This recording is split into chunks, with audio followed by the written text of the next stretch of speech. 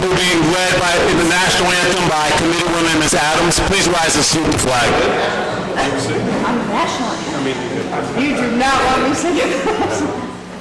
I pledge allegiance to the flag of the United States of America and to the republic for which it stands, one nation, under God, indivisible, with liberty and justice for all. Thank you. Before you get seated, we'd like to have a moment of silence for Mr. Robert Gist. Robert Gist was a former Township Committee member.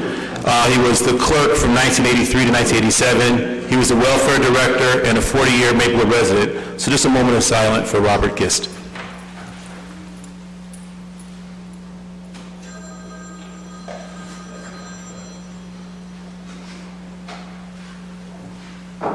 Thank you. Please be seated.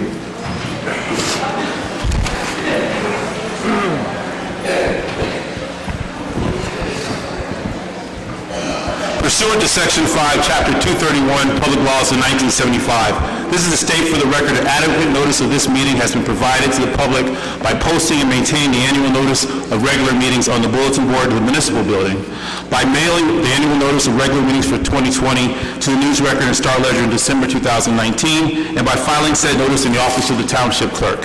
Mr. Adams? Here. Mr. Daffis? Here. Mr. DeLuca? Here. Mr. Lembrick? Here. Mayor Mcgee? Here. Whereas Chapter 231, Public Laws of 1975, commonly known as the Open Public Meetings Act, requires that all meetings of public bodies be open to the public.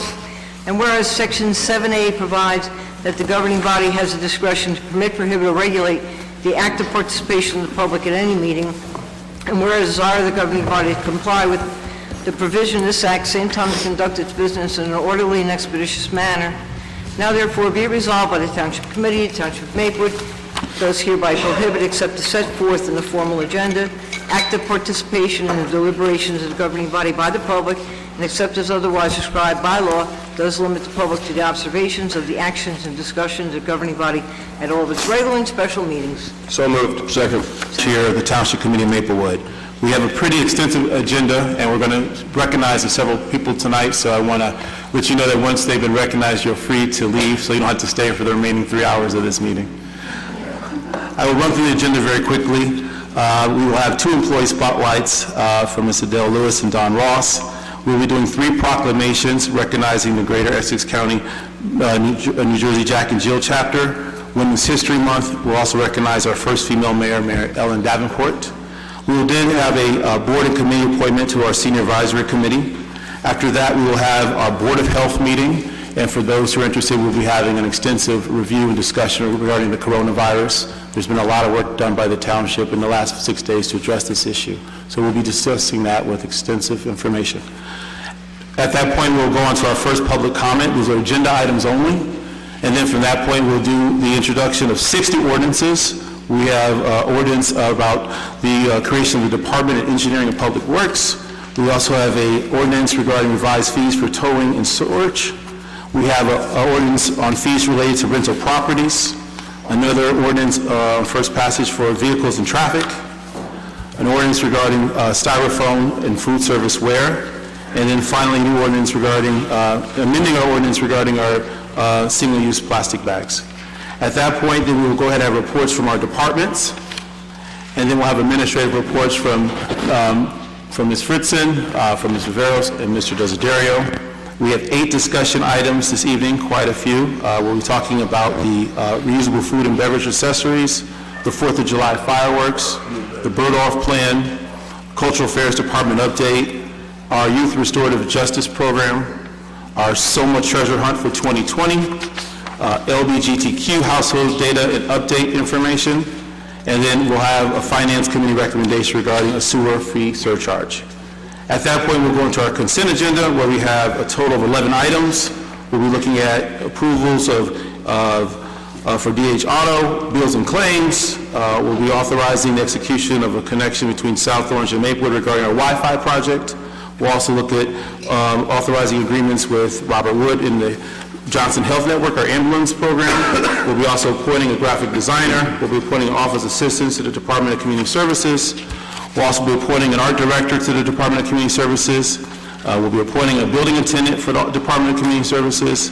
We'll also discuss a refund tax overpayment. We'll also discuss another refund tax overpayment. And then we'll also pass a resolution regarding 104 Baker Street. At that point, we'll have our second public comment, and then we will adjourn.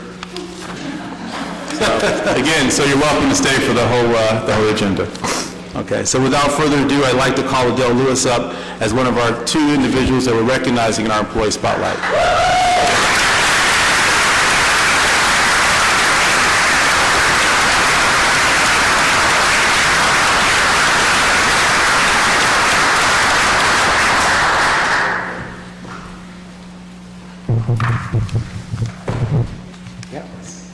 You know, say a few words afterward?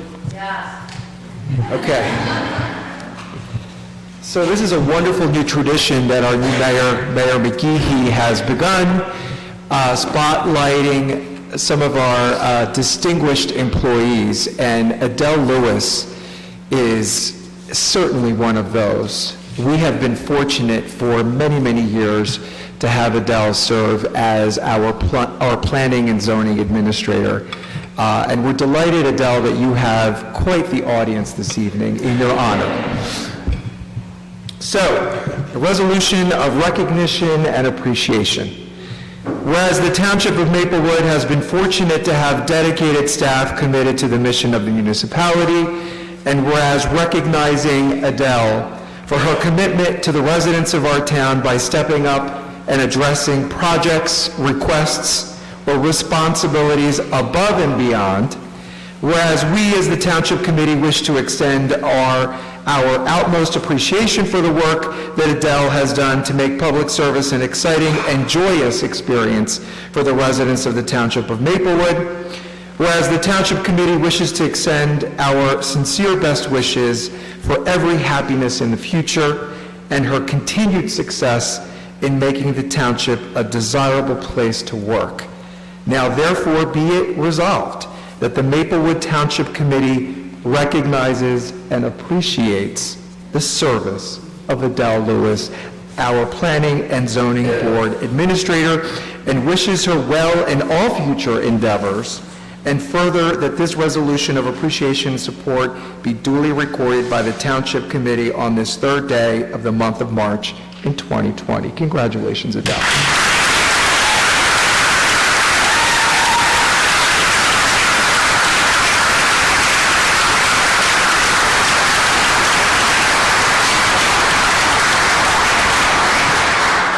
I would just like to say thank you for your kind words, and it truly is my pleasure and privilege to work for the Township of Maplewood.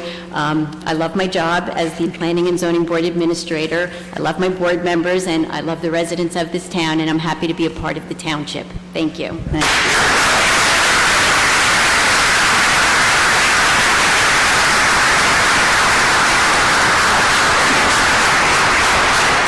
And she always provides candy for planning board members. I don't know what she does to the zoning board, but... Now I'd like to call up Dawn Ross.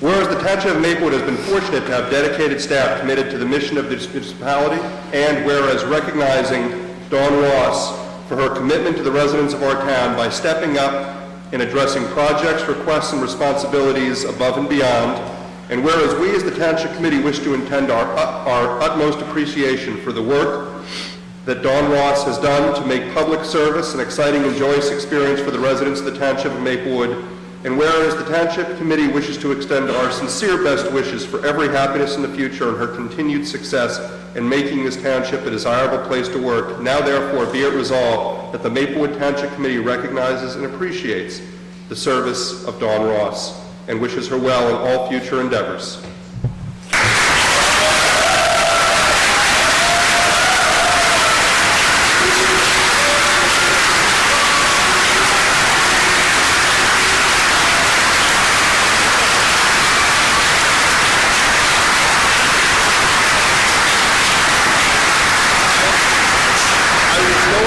To say a few words, but the fine gentlemen here from the fire department have requested a speech. I just want to say thank you for the township and the mayor for giving me this award, and I want to thank all of my gentlemen. They make my job easy, and they make me look good. Thanks, everybody.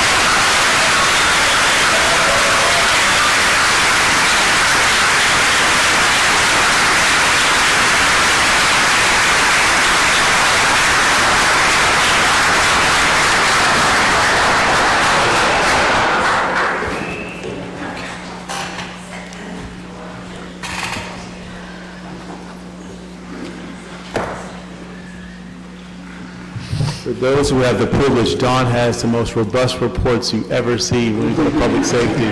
They're thorough, they're exact, and they're appreciated, so thank you, Dawn. And Adele, you put together the best packets ever. We are always prepared for our planning board meetings, and thank you for your efforts and your work. Thank you so much. I'd now like to call members of the Jack and Jill chapter of Greater Essex forward, please. Read the proclamation.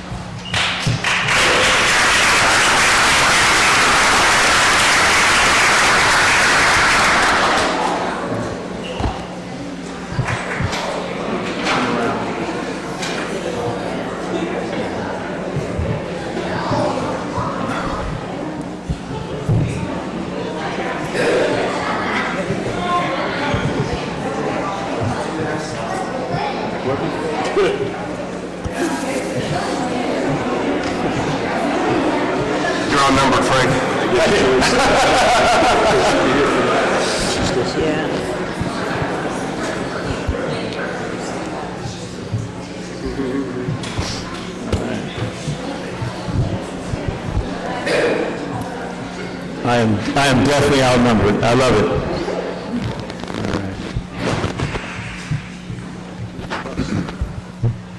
Whereas Jack and Jill of America Incorporated is a membership organization of mothers dedicated to nurturing future African American leaders by strengthening children through 1938 in Philadelphia, Pennsylvania, when 20 mothers came together to discuss creating an organization to provide social, cultural, and educational opportunities for youth between the ages of 2 and 19. And whereas today, Jack and Jill of America Incorporated consists of more than 245 chapters nationwide, representing over 40,000 family members. And whereas in the summer of 1998, a group of African American mothers gathered at the home of Paula Tiffin in Montclair, New Jersey, to form an organization whose main purpose was to address the social and cultural needs of their children. The outcome resulted in the formation of an interest group and created a medium of contact to provide educational, recreational, social, and cultural programming for 84 children and their parents or guardians. Under the sponsorship and guidance of at the National Conference of Jack and Jill of America in Charlotte, North Carolina, charter and former chapter status was granted, and the Greater Essex County Chapter, GECC, of Jack and Jill was founded. And whereas the Greater Essex County Chapter was the 12th chapter to be chartered in New Jersey and one of only 50 chapters in the Eastern region. And whereas over the last 20 years, GECC has been committed to serving our community with advocacy on key issues such as the digital divide, equity in education, voting rights, gun control, children's rights, criminal justice reform, and climate change. And whereas the Greater Essex County Chapter has participated in Maplewood programs, such as the Maplewood Police Department's coat drive and volunteering at local food pantries, and serves as a therapeutic resource for participants of Family Connections, Strong Fathers Attributed to Difference in the Lives of Fellow Women, African-American families, and their children, and all children of Essex County, the state of New Jersey, and the United States of America. Congratulations.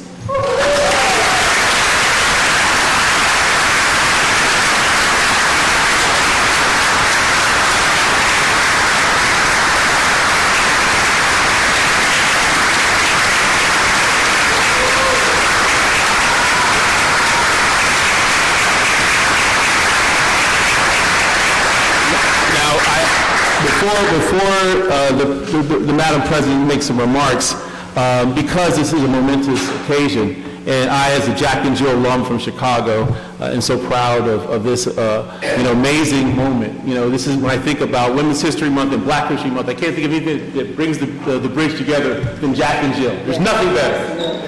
And with that being said, there's one more proclamation. Our Assemblywoman Myla Jacey is here today, is going to read a proclamation from the state for you as well.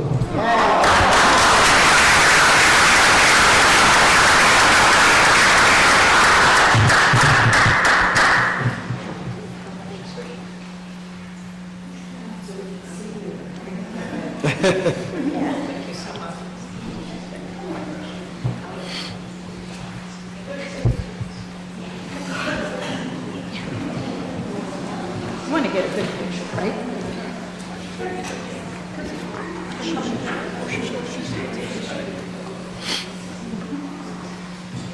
Should we move it?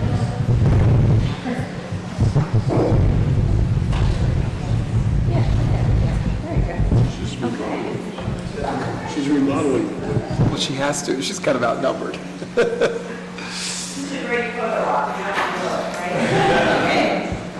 So you'll be happy to know that I'm not going to read my proclamation because I think that the mayor has more than covered it. But I do want to let you know that on the 20th anniversary of your chapter, we in the state legislature want to take a moment to recognize the contributions that you make to the citizens of New Jersey, to the members of your community, and most importantly, to your families and to our children, because our children truly are our future. As I'm fond of saying, this is suitable for framing, but as you know, we're still digging out of a hole, so you'll have to frame it yourself.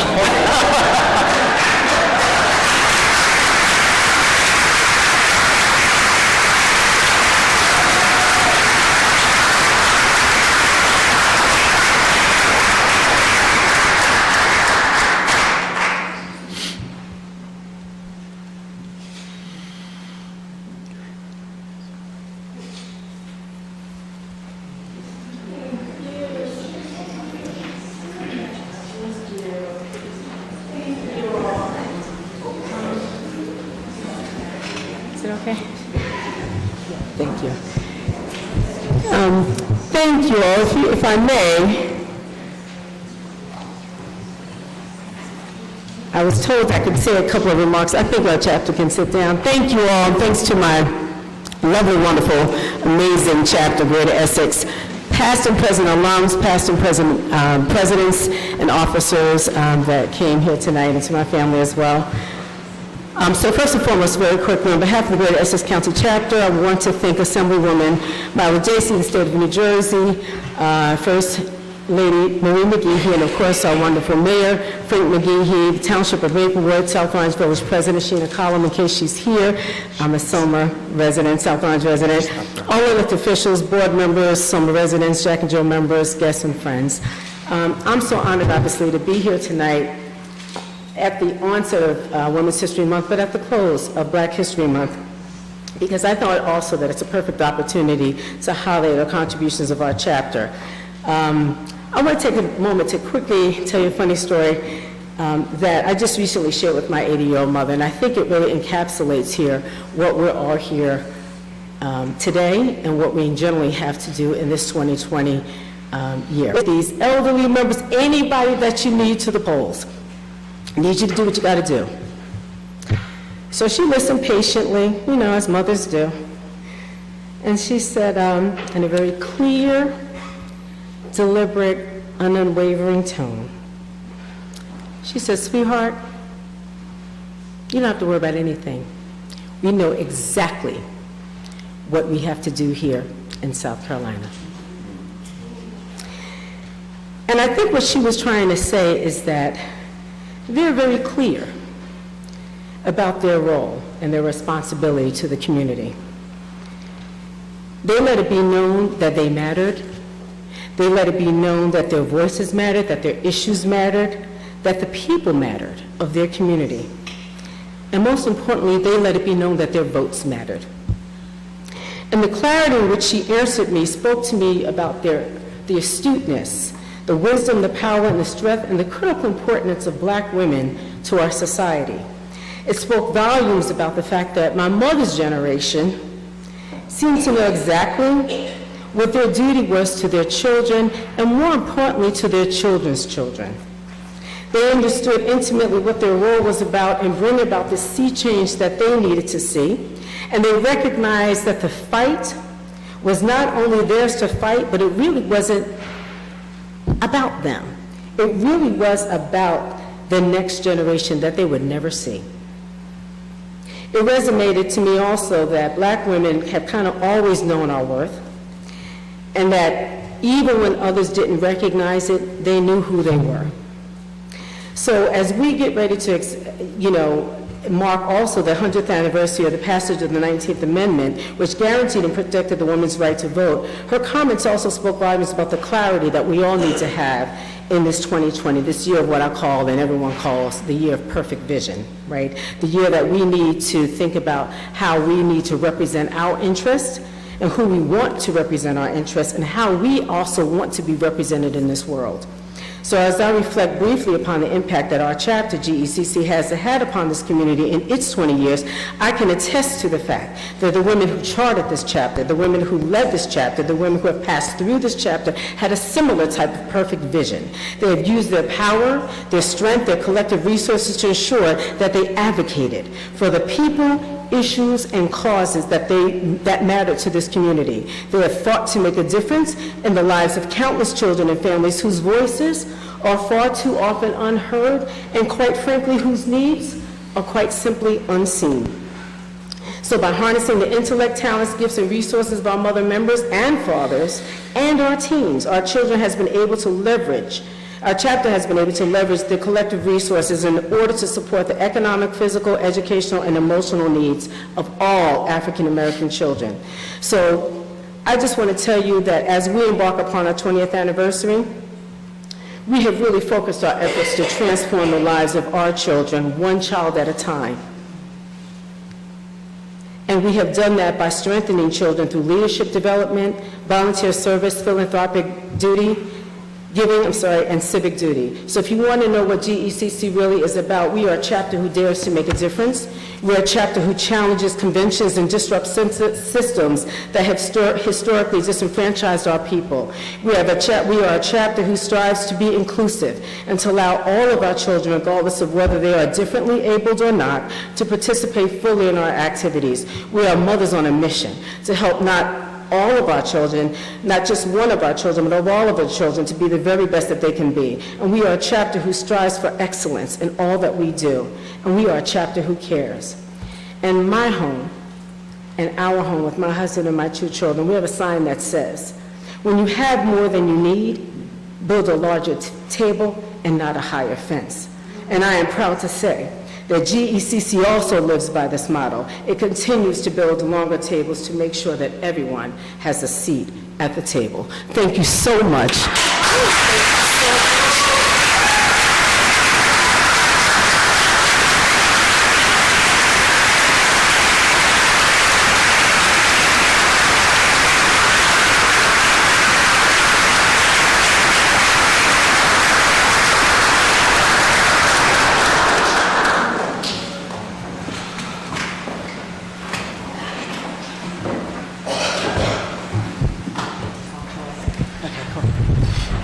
Good evening, everyone. That was really wonderful comments. I would love for the Jack and Jill women to stay for another photo op for women as we recognize the 100th anniversary of the 19th Amendment, giving us the right to vote.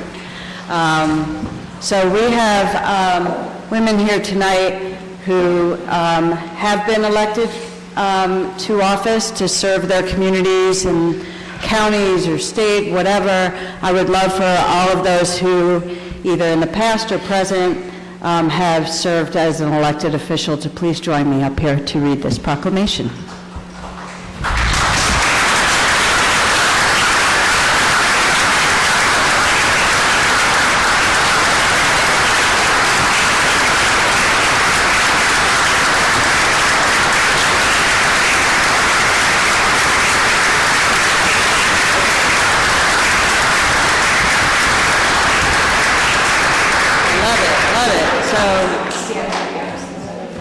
How many have we got here? 1, 2, 3. Okay, so previous years I've written names, but this year I just wrote numbers. So I'm going to ask, you're going to have to be on, just like you all were or are as elected officials. You can just speak on a dime, right? So I'm going to begin and then I'll end. So we'll go and we'll start over here and work this way. Does that sound good? All right, great. So, whereas, for more than 2 centuries, our nation has grown under the simple creed that each of us is created equal. It is a notion that makes America unlike any other place on earth, a country where no matter where you come from or what you look like, you go as far as your talents will take you. And many who fought and died to make that freedom as real for our daughters as for our sons. Written out of the promise of the franchise, they were women who reached up to close the gap between what America was and what it could be. They were driven by a faith that our union could extend true equality to every citizen willing to claim it. Year after year, visionary women met and marched and mobilized to prove what should have been self-evident. They grew a meeting at Seneca Falls into a movement that touched every community and took on our highest institutions. And after decades of slow, steady, extraordinary progress, women have written equal opportunity into the law again and again, giving generations of girls a future worthy of their potential. And whereas that long-fought movement finally succeeded, and 2020 marks the 100th anniversary of the ratification of the 19th Amendment to the U.S. Constitution, finally giving women the right to vote, and... we're going to go through that.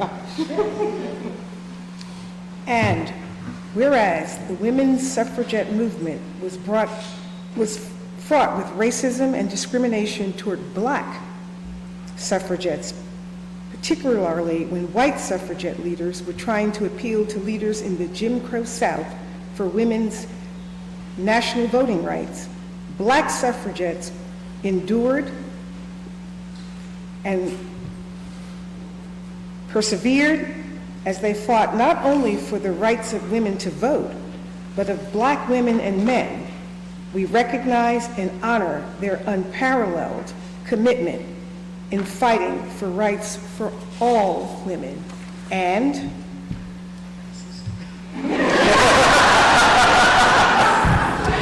whereas that legacy of the change is all around us. Women are more than half of our population, nearly half of our nation's workforce, and more than half of our college graduates. But even now, too many women feel the weight of discrimination on their shoulders. They face a pay gap at work, or higher premiums for health insurance, or inadequate options for family leave. These issues affect all of us, and failing to address them holds our country back. And, glasses, please.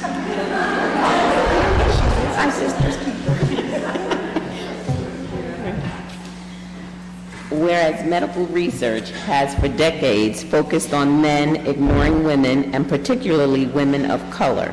In fact, medical research in many areas, including cardiovascular disease, which kills more women than men, often includes few women subjects or doesn't report results by gender. This disparity in research by gender has resulted in misdiagnoses and incorrect treatment of women, causing more women fatalities and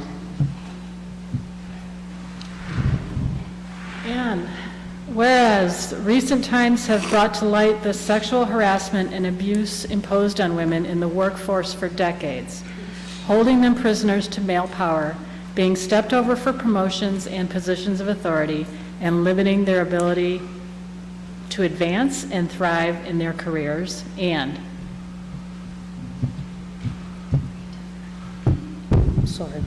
whereas women and men are uniting through hashtag Time's Up and hashtag Me Too movements to fight for women's safety by creating an environment that allows more and more women to courageously speak their truths and come forward to call out their abusers, and whereas millions of women in sexual harassment, assault, and abuse. That was a really good one. And you're welcome.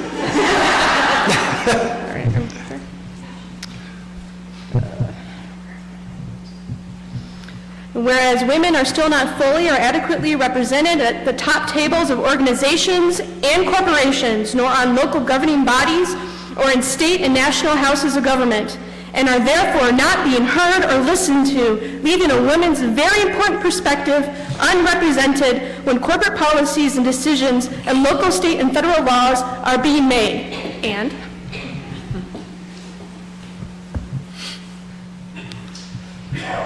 whereas our history shows that when we couple grit and ingenuity with our beliefs, there's no barrier we cannot overcome.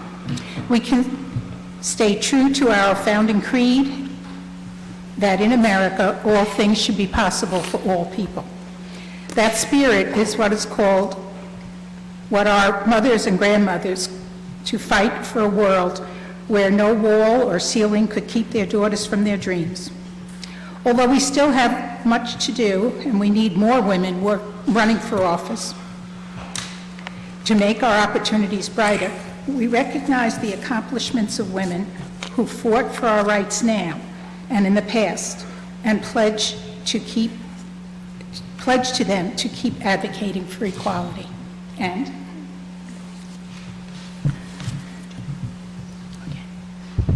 whereas Women's History Month is also not adequately recognized each year, nor are the accomplishments of women in history adequately focused on in our schools during the month of March and otherwise, and whereas local young people are contributing to our community in many ways through our organizations, schools, and township volunteer committees, as is evidenced in the youth action activities demanding action on climate change and the Girl Scouts I Will movement, and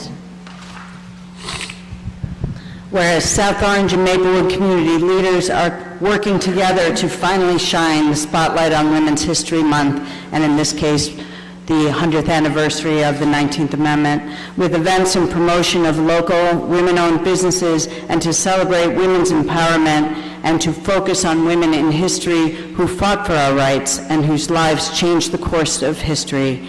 Now, therefore, be it resolved that I, Nancy Adams, on behalf of Mayor Frank Mcgee and the members of the Township Committee, and on behalf of South Orange Village President Scheana and the South Orange Village Trustees, do hereby proclaim March 2020 as Women's History Month and the year 2020 as Women's History Year in the Townships of Maplewood and South Orange.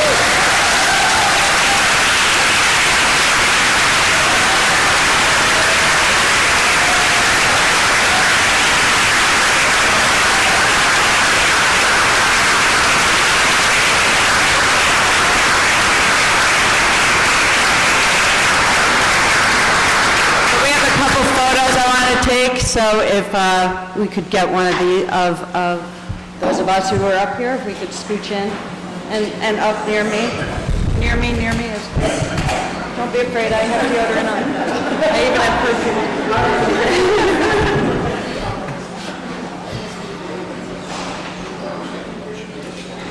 And, yeah, in a minute. I'd like everyone standing up here to pass by the microphone after this picture and just introduce yourself and where you served or serve.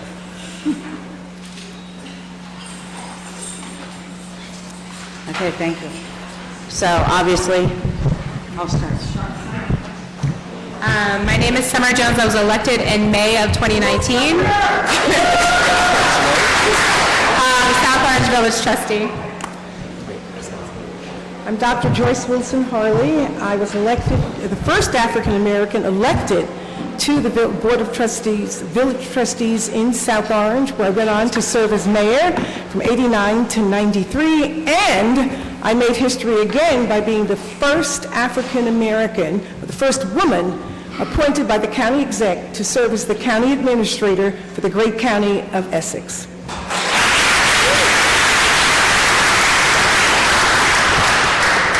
Good evening, my name is Celia King, and I served right here, a few of these people up on the dais, Maplewood Township Committee and Deputy Mayor for 6.5 years.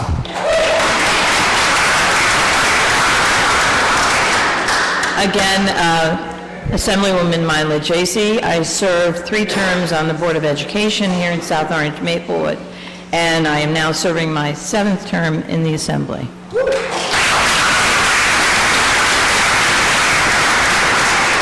Larrier, and I too served with Nancy and many of, well, some of the ones here in Maplewood on the Township Committee. My name is Ellen Davenport, and I served on the Maplewood Township Committee from 1990 to 2001, at the end of that. And I was mayor from 1994.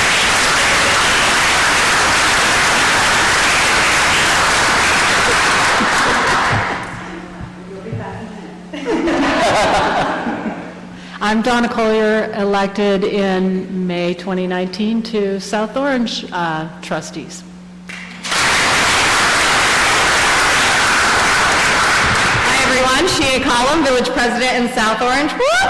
And I would just want to point out that this is the first time ever, as of May 2019, that in South Orange, the majority of elected officials are women.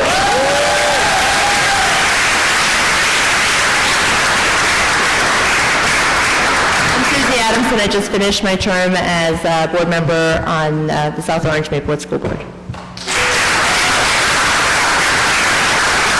Kathleen Leventhal, having served here in Maplewood as Township Committee member and Deputy Mayor 2004 to 2015.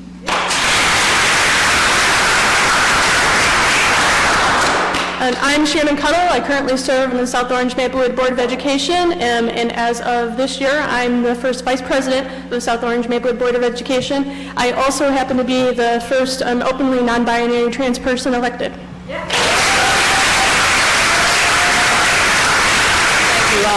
you all so much.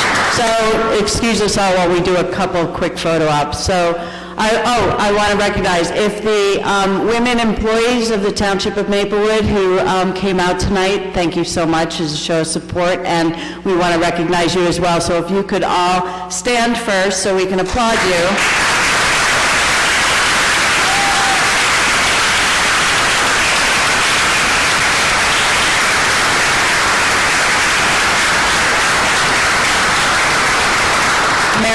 Why did you not come up here and read this proclamation with us?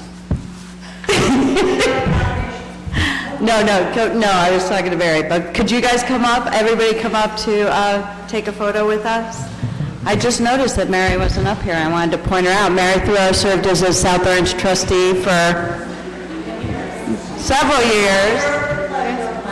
There you go. All the women in the audience can join us. Yeah, I do. And could we also get, Julie Doran, we have some women business owners here as well. So could you come stand up, and I want to thank you, Deb, and everybody who's out there. Could you Give a round of applause for the women-owned business owners. And please join us up here for this photo. And any women who are here for, come on, yeah, I want you up here. And the Jack and Jill women, we would love for you to join us in this photo. Yeah, we're gonna have to make some room. Oh, and while you're all here gathering, this Saturday at 10 a.m. on the front steps of Town Hall is our annual Wear White for Women photo, so I'd love for everyone here to come out, men, children, women, just wear something white to recognize the suffragettes, and we will have mimosas, if that's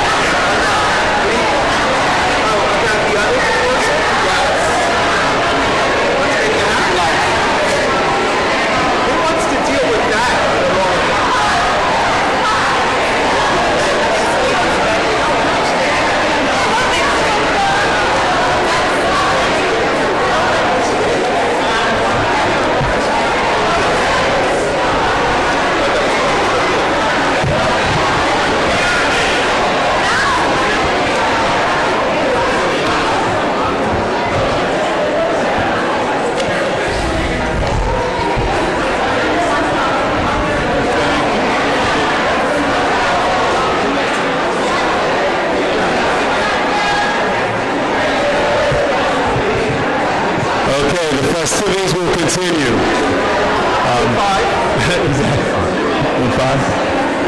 We'll take two.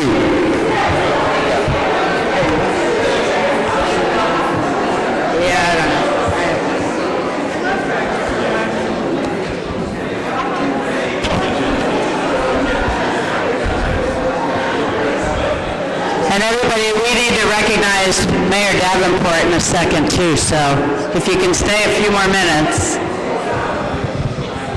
And on that note, Ms. Davenport, would you like to come forward? Mayor Preventive.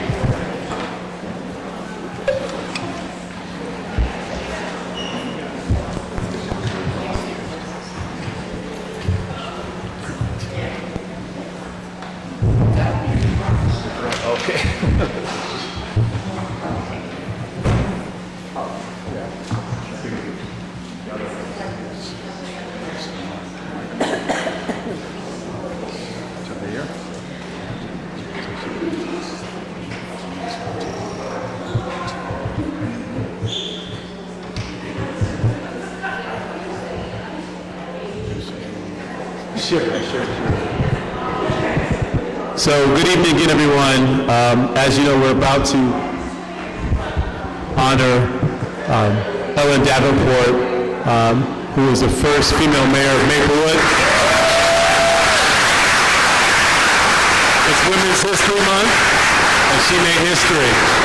And I thought it'd be very fitting that every single mayor who is around today would come and be part of this proclamation. So behind me, I have Mayor Fred Perfetta,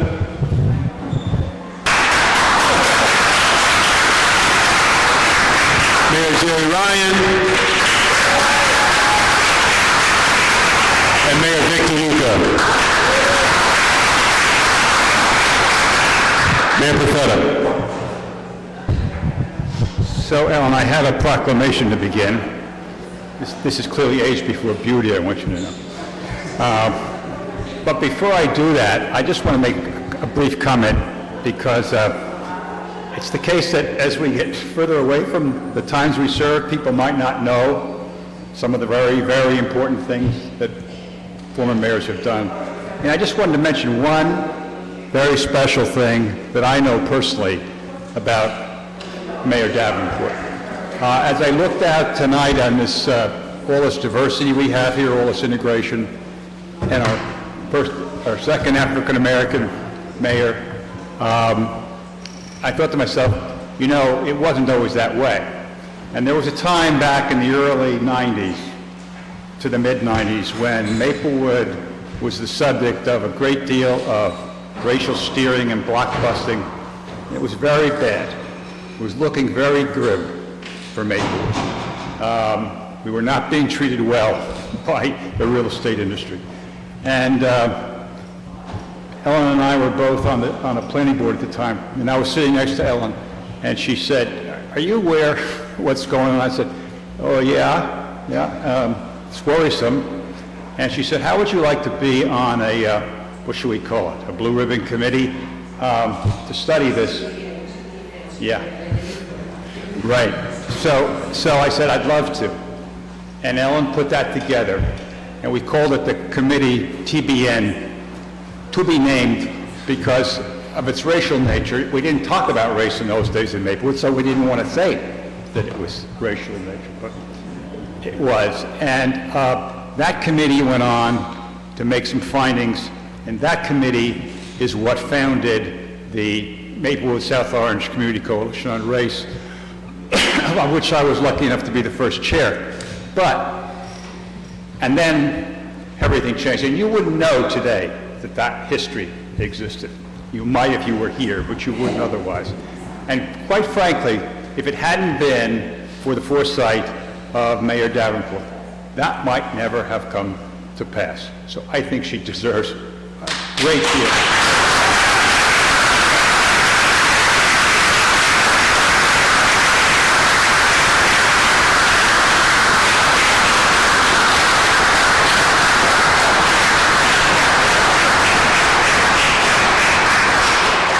Okay, now to the formal stuff.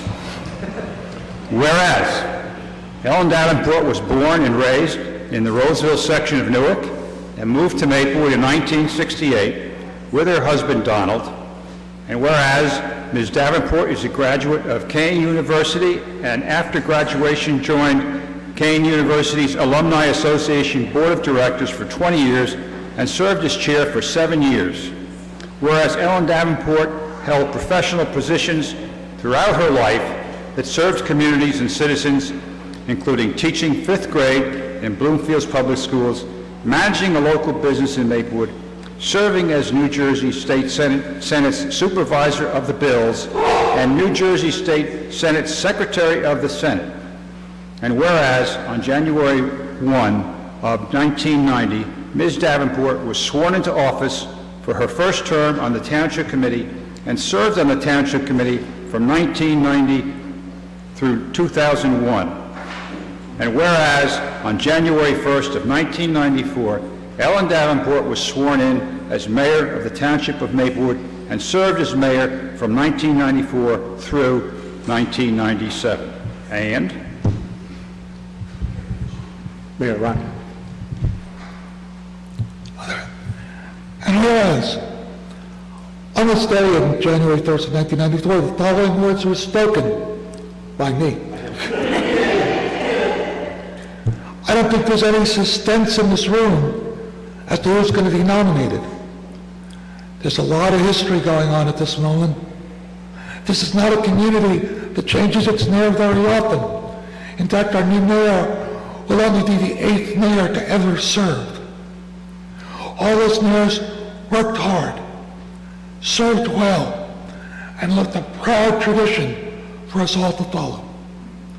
When we decide to change chair of this committee, we do it recognizing the work that we have ahead of us, both right now and in the future. This afternoon, I nominate a person with talent, with leadership ability, and with dedication. The first woman to serve as mayor of Maplewood. I nominate Ellen M. Davenport.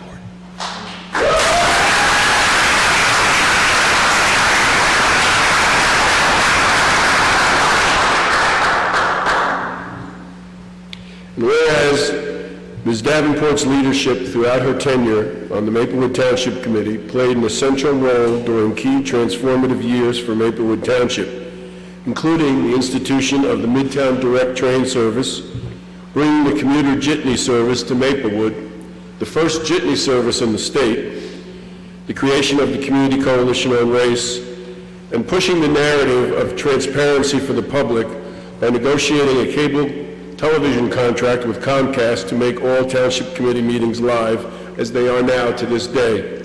I just want to say one other thing that Ellen told me when I came on, is that you will speak on the Township Committee the most about parking. And I want you to know that we have an ordinance tonight we're introducing on parking. So, yes, so we since you were there and all of those years, we still talk about parking.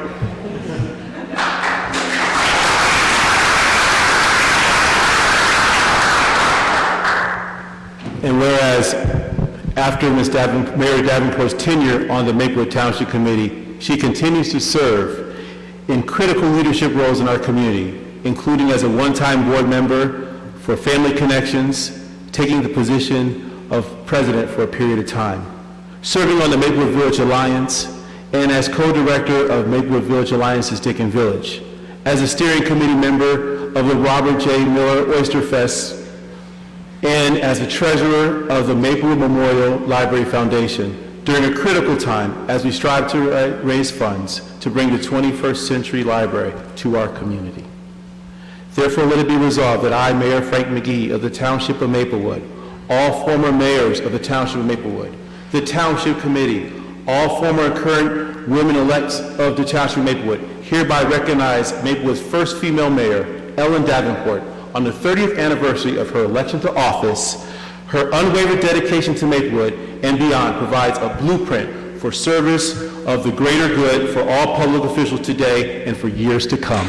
Congratulations, Mayor Davenport.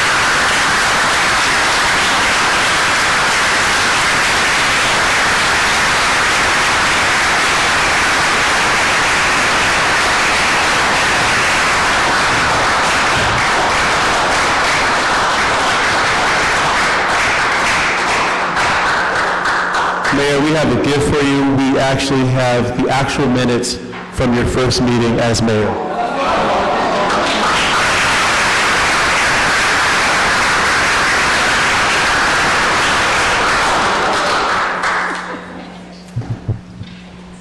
Wow, that took me by surprise.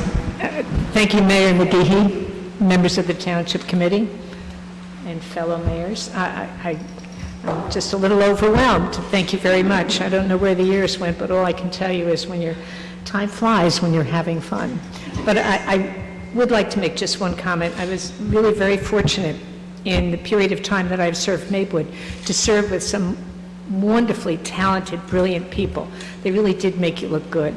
There are a lot of good people in this community, and a lot of people who sat at these chairs, these people included, who have done a lot of good work for this town. But, and I certainly appreciate your taking the time and acknowledging my bit of service. I do appreciate it. Thank you very much.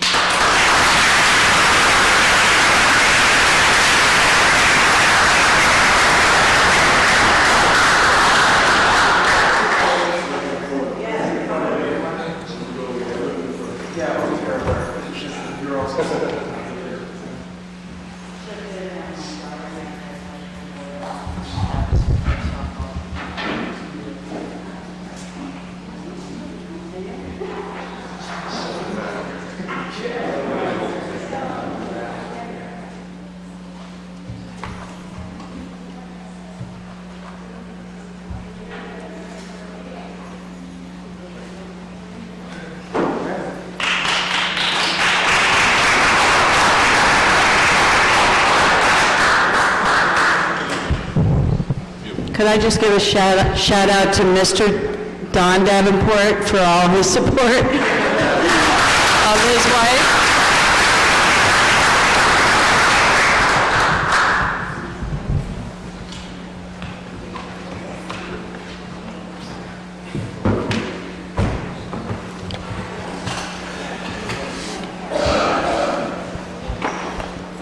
Okay, I hope everyone's having a great time here at Women's History Month meeting. Some great moments tonight. We'll now have agenda item number 9, which is a board and committee appointment. Judith, Give people a minute to just leave. Sure.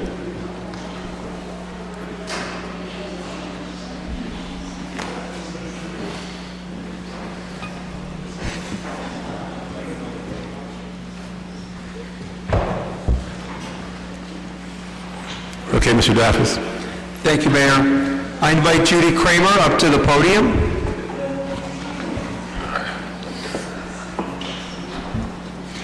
Judy, good evening. Please introduce yourself and tell us a little bit about your interest to serve on the Senior Advisory Committee. Okay, good evening. At my age, it's hard to say a little bit about myself, but I'll just say a couple of things. That I am an attorney. I've been practicing law for almost 50 years. I've done a lot of things in town and where I work in New York. I've served on many committees, not an elected official. After it's overwhelming tonight to be part of this historic night. I had no idea that this was going to be happening tonight, but it's an honor to be doing this with everybody. What was really interesting was I know everybody who's been in town. I've been in Maplewood since 1977, and a lot of familiar faces. And I realized that in my years here, I've served, like I said, I've served on many committees, advisory and otherwise. The last thing I did was I was on the board of the Maplewood Community Garden, which isn't a big deal, but it's a lot of fun. And in all the years that I've been here, working with the schools and raising a daughter here, I realized that I haven't seen a whole lot being done for seniors. And all of a sudden, I realize I am a senior, and I want to stay in Maplewood. I want to keep Maplewood interesting to me and my family. I want to make sure that seniors like myself want to stay. I want to see that seniors have opportunities, that seniors find out about things that are going on, and that their needs be met, and that we have a voice, and that we be heard, and that our ideas be considered. So that's why I want to be on the committee. That's terrific, Judy. Thank you. Mayor, I enthusiastically move the appointment of Judith Kramer onto Maplewood Senior Advisory Committee. Second. Any discussion? Please call the roll, Ms. Whitson. Ms. Adams? Yes. Mr. Daffis? Yes. Mr. DeLuca? Yes. Mr. Lembrick? Yes. Mayor Mcgee? Yes, and congratulations. Thank you. Welcome aboard. Thank you. We are now on agenda item number 10, Board of Health meeting. Deputy Mayor. Thank you, Mayor.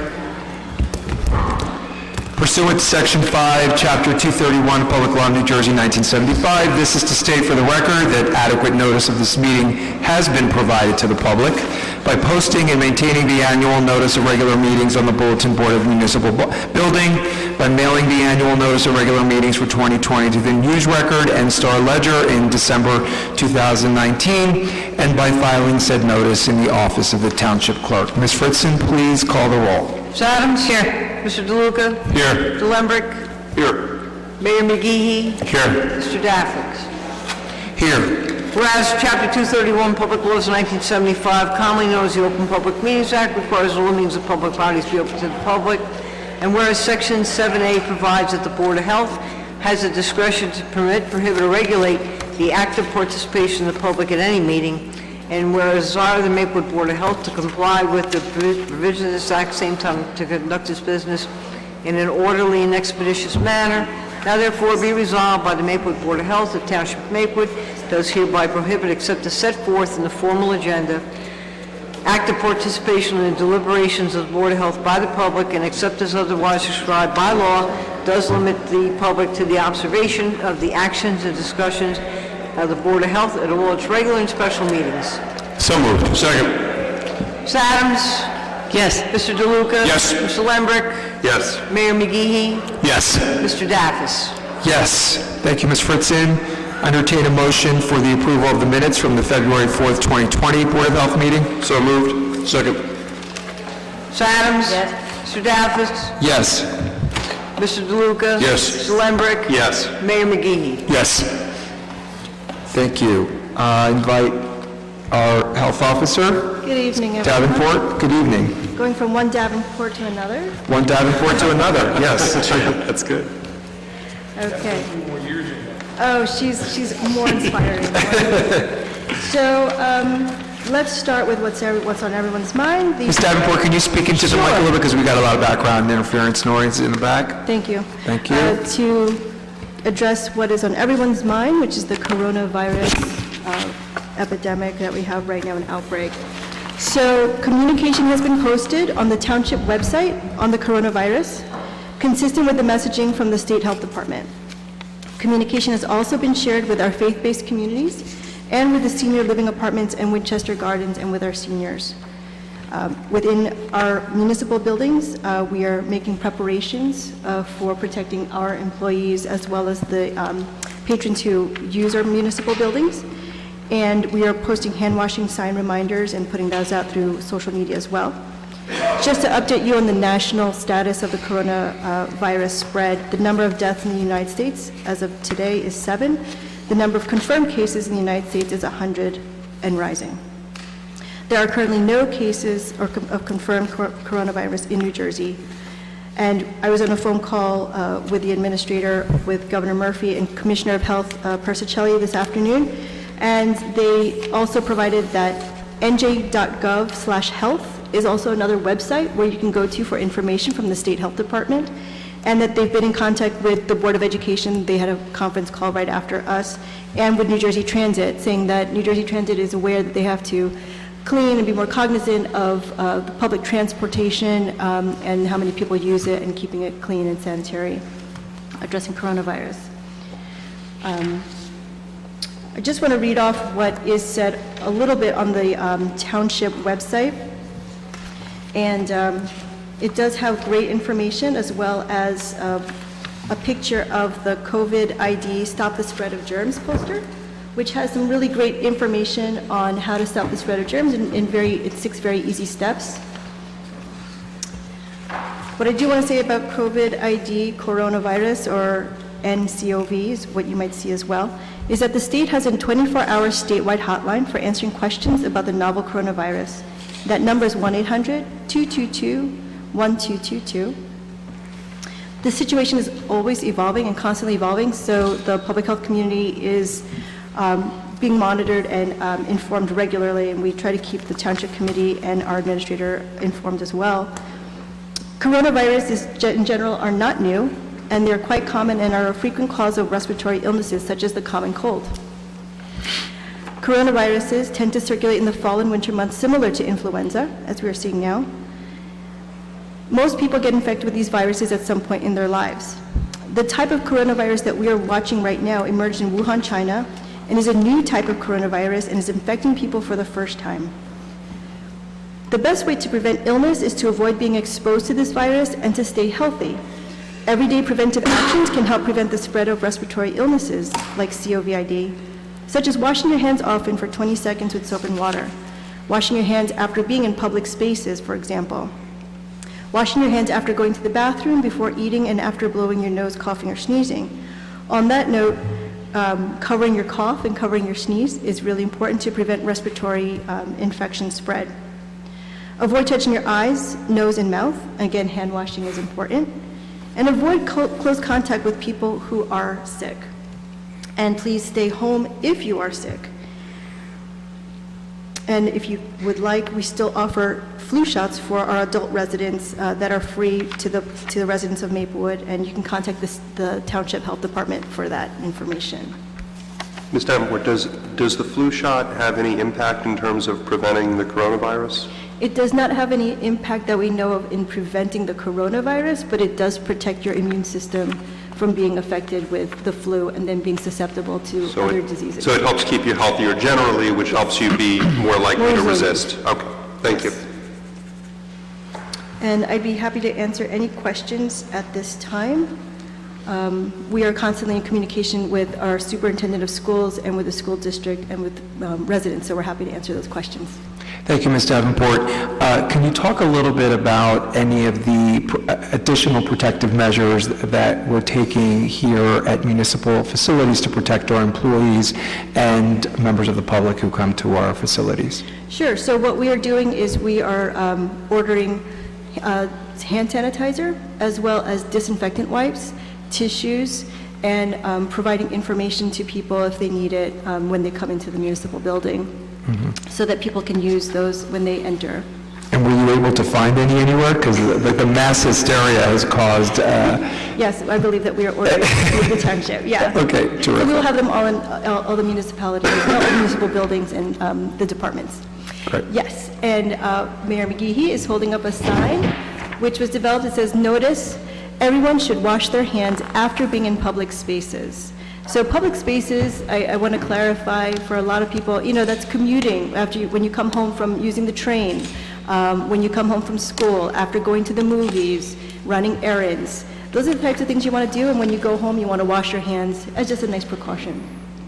I just want to address also for the seniors, immunocompromised, the elderly, the frail. The concern for them is not that they would be in public spaces so much as the people who come to visit them. So if you have a cold or you're not feeling well, or even just coming in to visit a family member, please wash your hands when you visit someone who is sick. And then if you have a healthcare provider or a family member who is your caregiver, please make alternate plans of what would happen to the continuity of your care if they should get sick. So these are some really good things to think about in general for all emergencies. Terrific. So there is no cause for concern for our seniors or others not to be in public spaces, not to attend public events and community events and so on and so forth. Right. They can, everyone should continue with what they're doing, but to add the extra benefit of washing your hands more frequently and covering your cough and staying away if you're sick. Great. Thank you, Ms. Davenport. And Ms. Davenport, we'll be having, any information coming, we'll be updating the website, right, as well as sending emails, correct? That's correct. Okay. And then the signage, as I understand, we're going to put this signage up, which I displayed in the jitneys as well as around municipal buildings. And I believe that we are also going to have hand sanitizer on the jitneys as well as those signs as well. That is correct. So that's addressing our commuter population that is frequenting the city. That's great. Okay. Should we move on to the proposal? Yes, sir.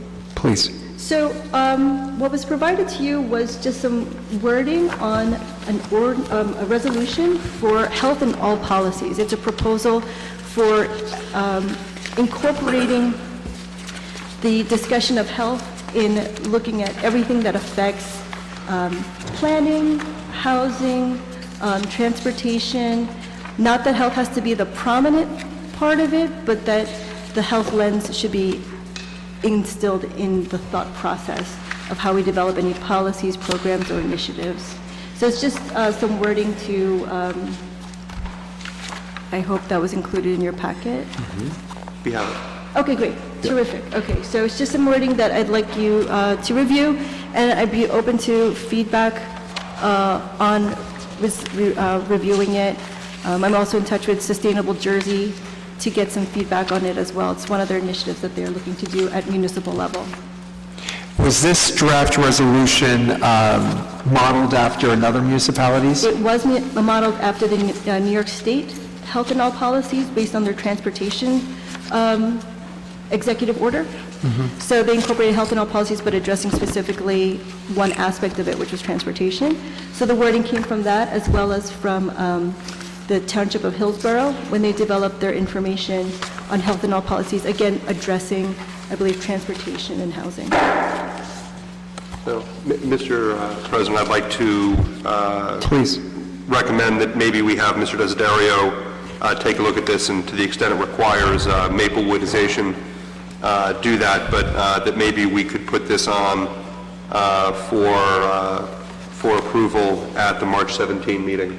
Sure. And I think it's something that, a resolution should be approved by the Township Committee, not by the Board of Health. Is that right, Mr. And I agree, but although I don't have it, and I certainly will do that, it might be worthwhile to do it for the next Board of Health meeting, so Ms. Davenport's here when it comes on. Agreed. That's Does that fine. make sense? Yep. Okay, so but we would put it on, April 7th, I think it is, Mr. Richardson.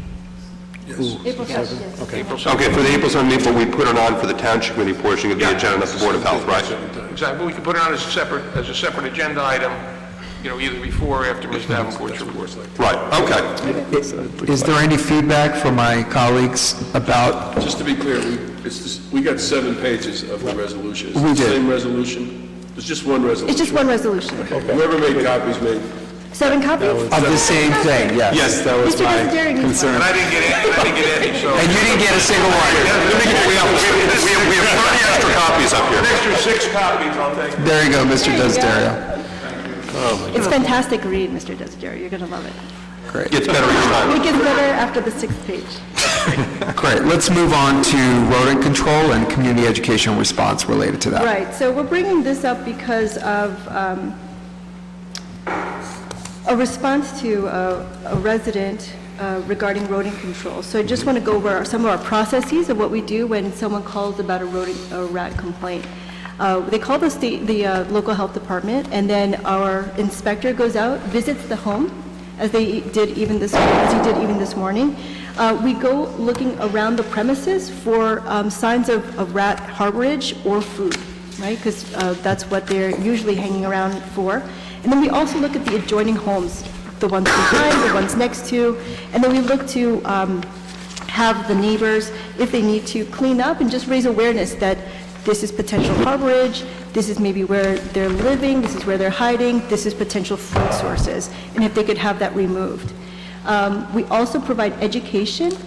We have a brochure that we give out to prevent the spread of rats in the area, and that education is being very well received, and it provides really good, simple messages to remove the rodent population in that area. We then also place bait traps.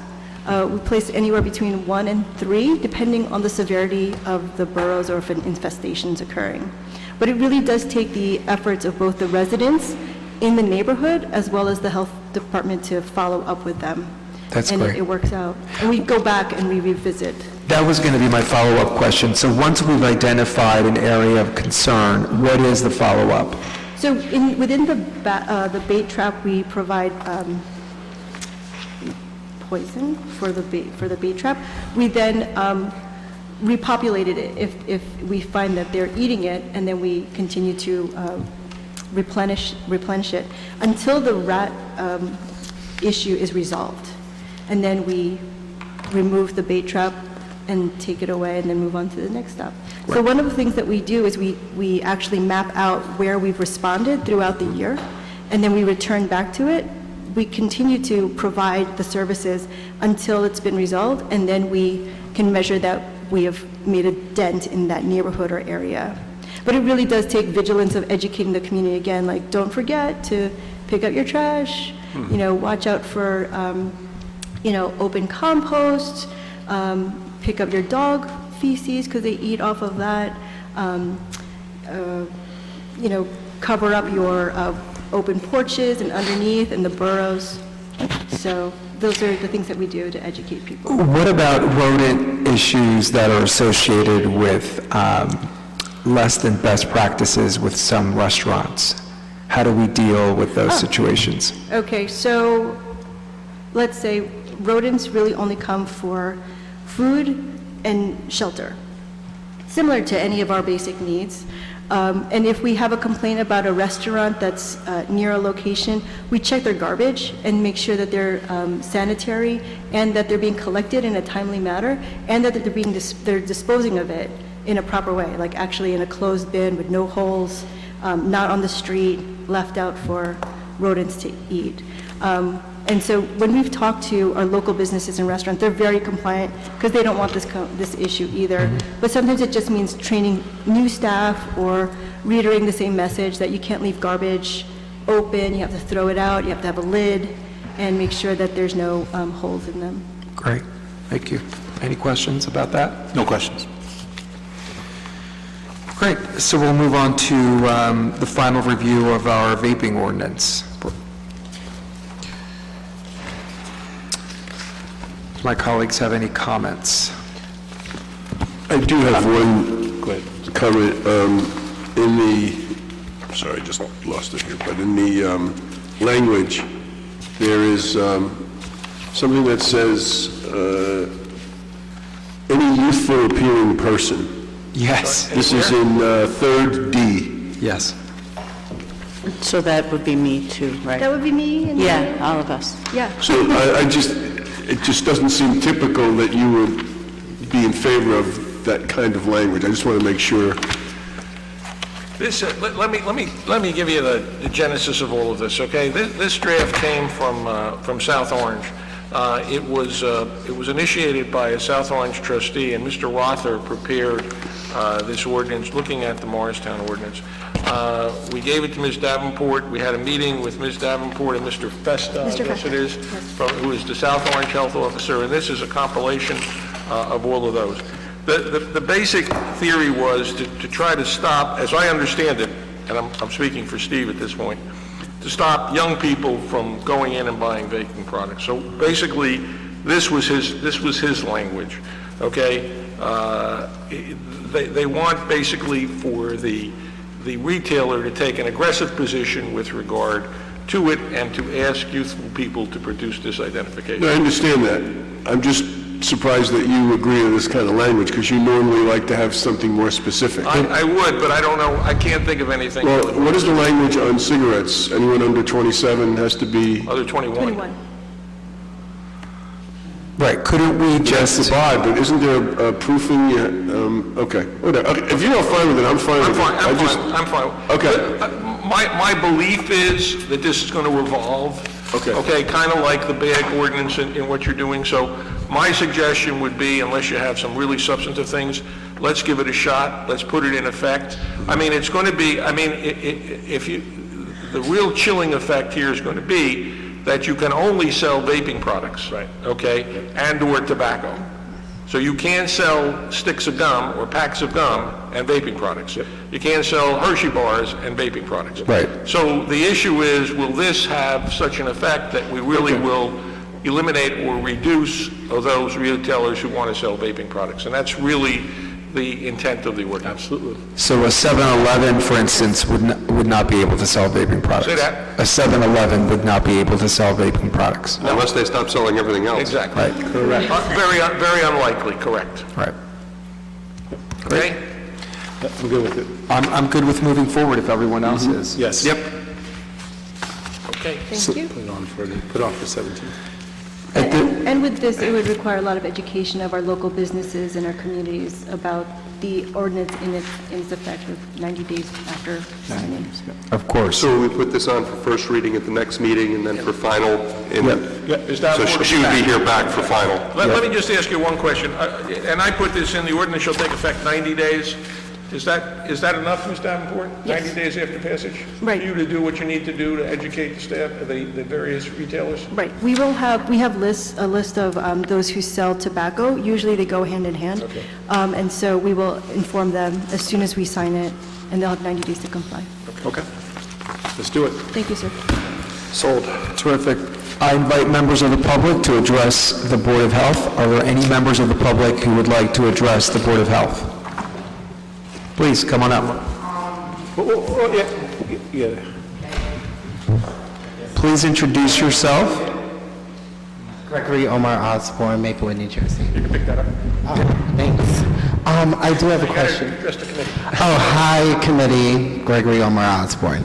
I wanted to know where the bait traps are being placed and how do you, I know that there's an inspector going around, but how do they get called, or how do they decide where they're going to inspect?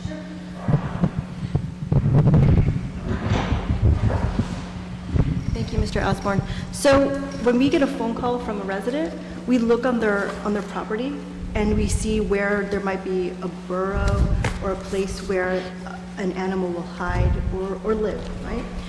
We usually place the bait trap there. If you haven't seen what a bait trap looks like, it's a little black box, right? Which you can also buy personally at Home Depot. Depending on the amount that we have at the health department and the level of the infestation, we will place them in strategic areas around the property, as well as near areas where there might be a cause for concern, like if there's construction debris on an adjoining home, right? We ask them to clean it up, but maybe that's where they were living, so we'll put it there. But all of our rodent bait traps are discreet, and then once they are done with the infestation, we remove them from the property. So it's up to the residents to Call. Yes. Yes, please, and then let us know, and then we'll do the inspection investigation. We'll follow through with you. Cool. Yeah, thank you. Are there any other public comments? Seeing none, I close the Board of Health. I move that we adjourn and meet again on April 7th. Thank you very much. Ms. Ritson? Ms. Adams? Yes. Mr. DeLuca? Yes. Mr. Lembrick? Yes. Mayor McGee? Yes. Mr. Daffis? Yes. Thank you. Individuals here to like to talk on a particular item, so I'm going to open up that option for this evening. I'm referring to the historical preservation status. So if you're here to speak about that, you may speak on that now. And I could jump in to answer. Yeah, absolutely. Hi, I'm Harold Barbaro, a proud resident of Maplewood for 53 years. We have received something about creating a historic district in the village. We feel that we should have an open meeting on this, and we're asking the Township Committee, in their wisdom, to make sure that there's a meeting, we have representatives that can speak on the issue, and anybody that wants to learn the pros and the cons of this has a chance to do it. So all we're asking is to have an open meeting and have transparency. That's all I'm asking. Anybody else want to say anything?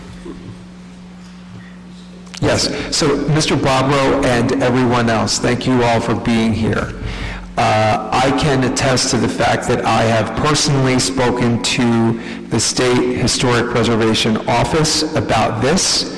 They understand the need for transparency and greater information to all property owners, to residents, and all merchants. And we will have that public meeting. We will have it here in Maplewood before they have their hearing on the 26th of March.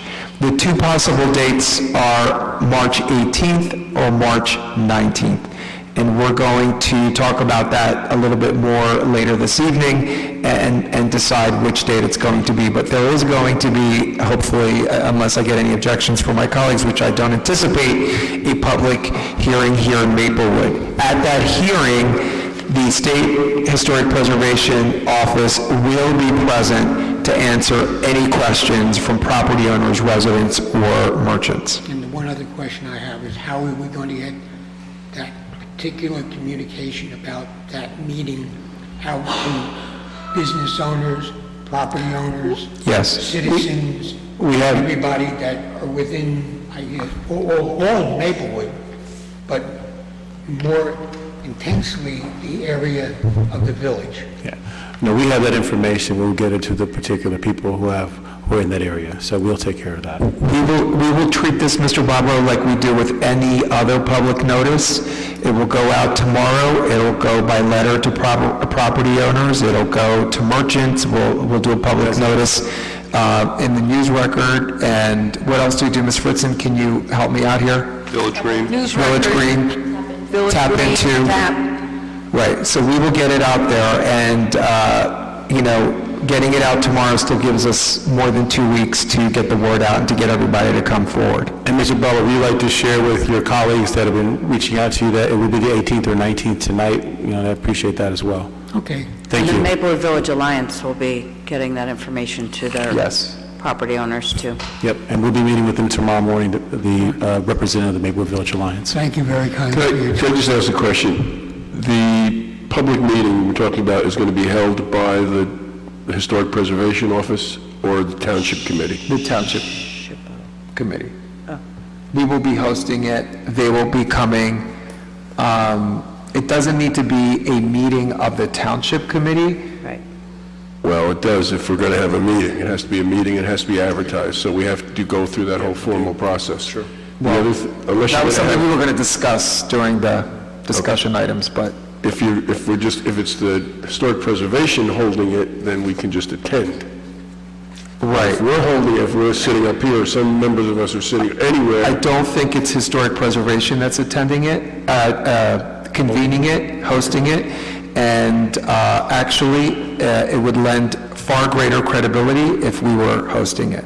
Okay. And is there any action that we can take or not take, I guess, is there any action that we have to take prior to the 26th?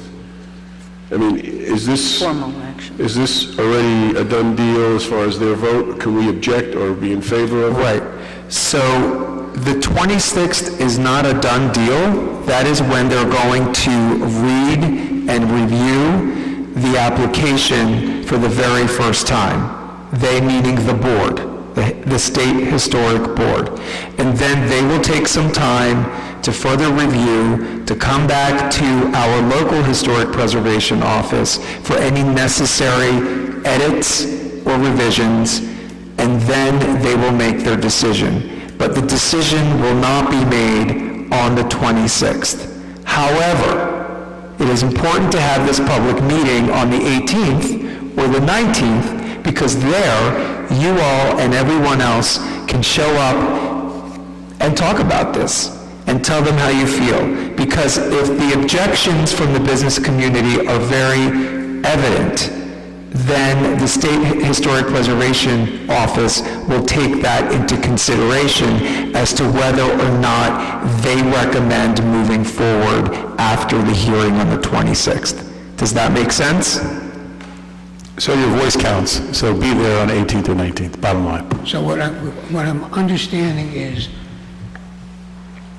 this body is going to host the meeting. We're going to have a representative from the state come down here just as an informative individual to give us background, pros, cons, whatever the case may be. Yes. If we object vehemently about this particular thing, would that individual then go back to the commission board, whatever it is, and relay that back?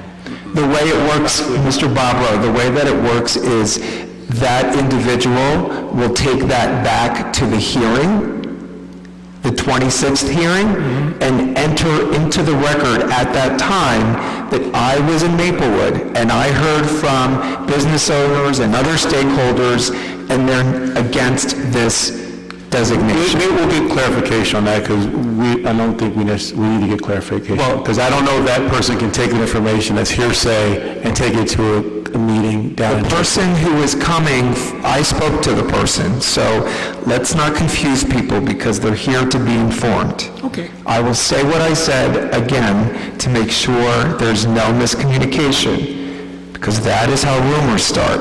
Okay. And that's what causes anxiety. So, the person who is coming here is the president of the committee who is doing the hearing on the 26th. Oh, okay. This is not some low-level government representative. Okay? So this person will be able to answer questions and take whatever feedback comes from the public meeting back to Trenton for the 26th. Very good. Ms. Adams, did you want to add anything?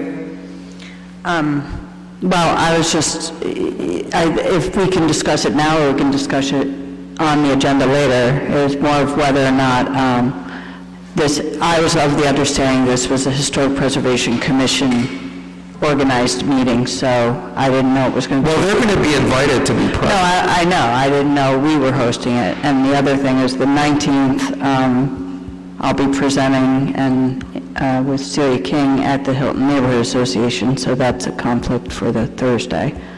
But, so I think we have two options. We can make an amendment to the agenda and have this discussion, because we need to figure that out. who's hosting, and also, we need, as a township, need more information regarding what you just articulated, Mr. Daffis, that if people come to this meeting, that mitigates them coming to Trenton to speak on... No, it doesn't mitigate. If you come to the meeting to speak up here in Maplewood, that doesn't mean that you don't have to or that you cannot also go to the meeting on the 26th. Well, I don't think they want to go to the meeting on the 26th. They'd rather speak here, and that's what I'm saying. Absolutely, absolutely, absolutely. Yes. Fine. Yep. Right. As long as everybody has a chance to understand the pros and the cons Absolutely. of this particular thing, either moving ahead or not moving ahead. Right. That's all I think anybody and all of us want. Well, I think you'll hear from not just property owners, but from residents and everyone as well. So I think there's a lot of stakeholders involved, so I think we'll see. And we need to decide as on the dais how we're going to conduct this meeting. Thank you very kindly. Welcome. Thank you all. Anyone else like to speak on this subject? Okay. All right. You're welcome. Anyone else like to speak on this subject? Anyone like to speak on any agenda items then? Thank you. There are agenda items?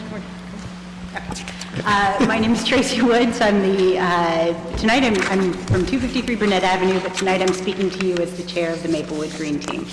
My first official business item is to say that's fabulous, and thank you so much to all the township employees that made the bag sharing station happen and are supportive of the checkout bag ordinance. Thank you very much. We support the revision of the ordinance to clarify the definitions of the checkout bag and make that clearer to the business owners of Maplewood. Secondly, we also support the polystyrene ordinance that's before you tonight.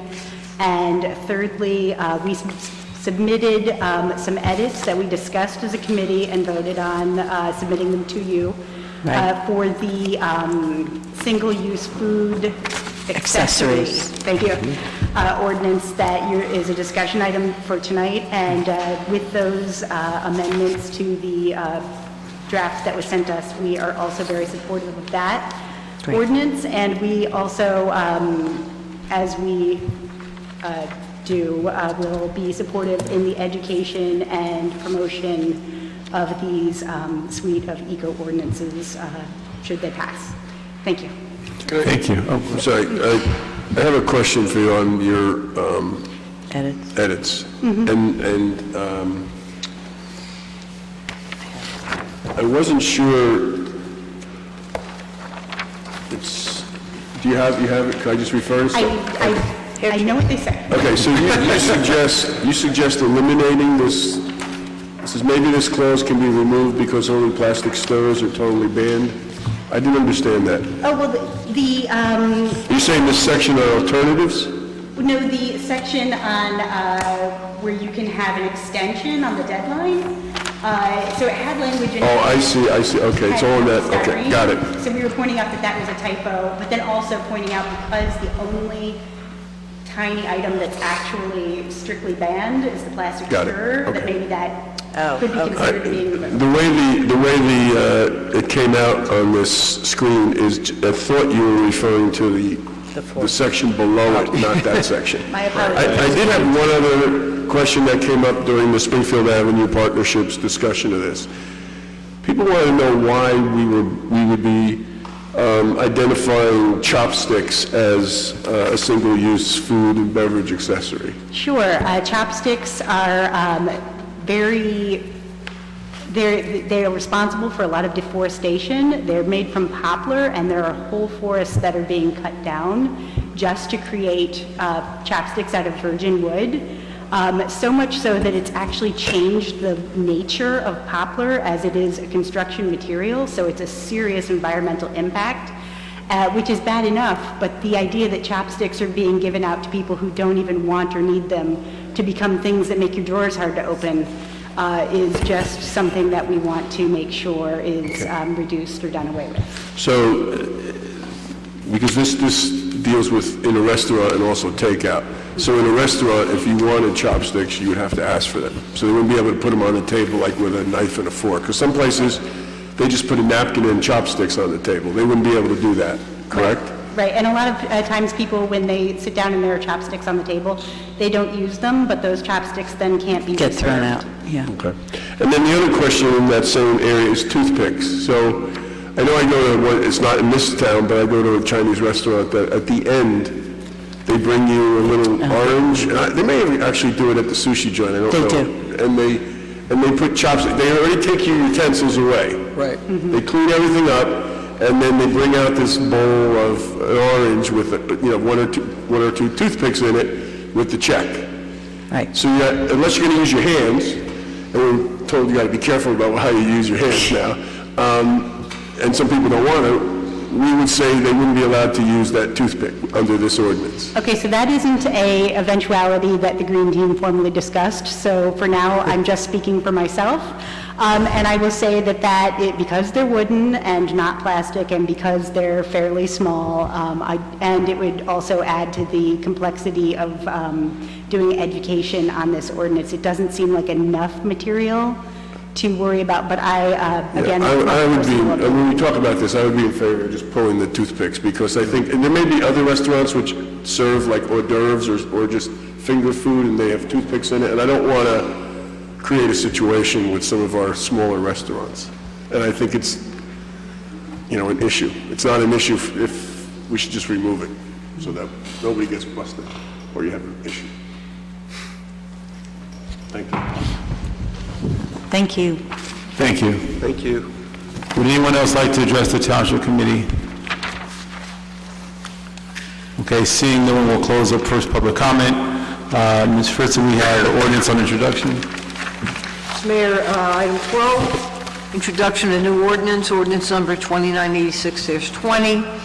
It's an ordinance to create the Department of Engineering and Public Works.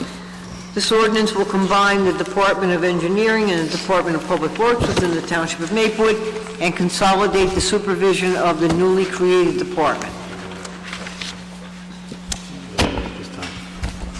Ms. Adams.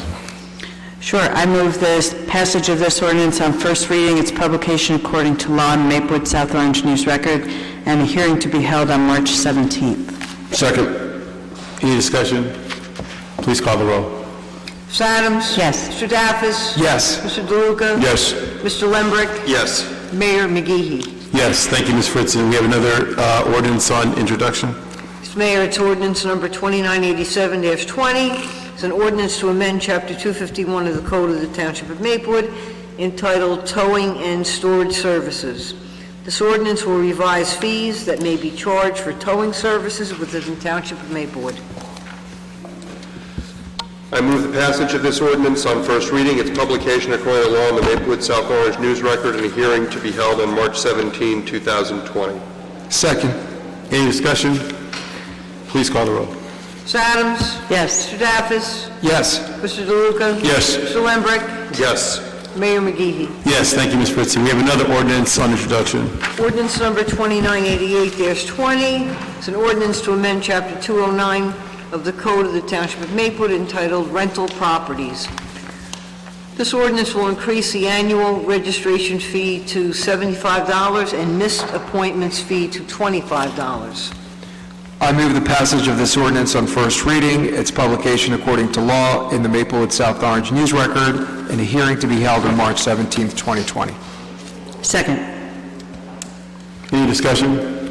Please call the roll.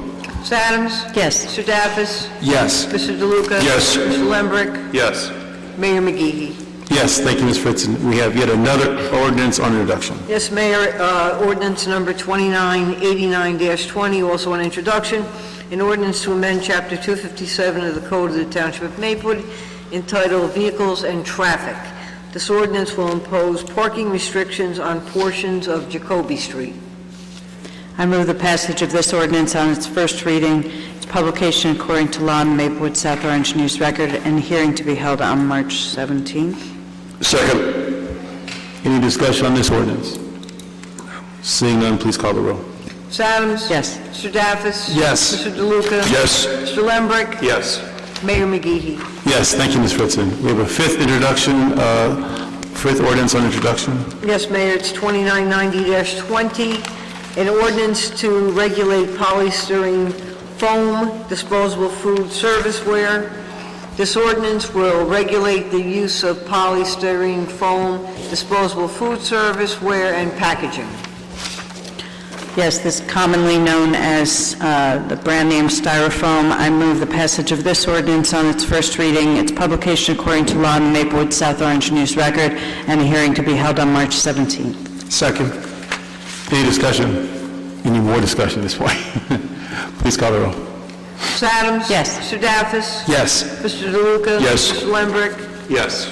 Mayor McGee. Yes. This is our final ordinance on introduction. Mr. Mayor, ordinance number 2991-20 is an ordinance to amend Chapter 100 of the Code of the Township of Maplewood entitled Checkout Bags.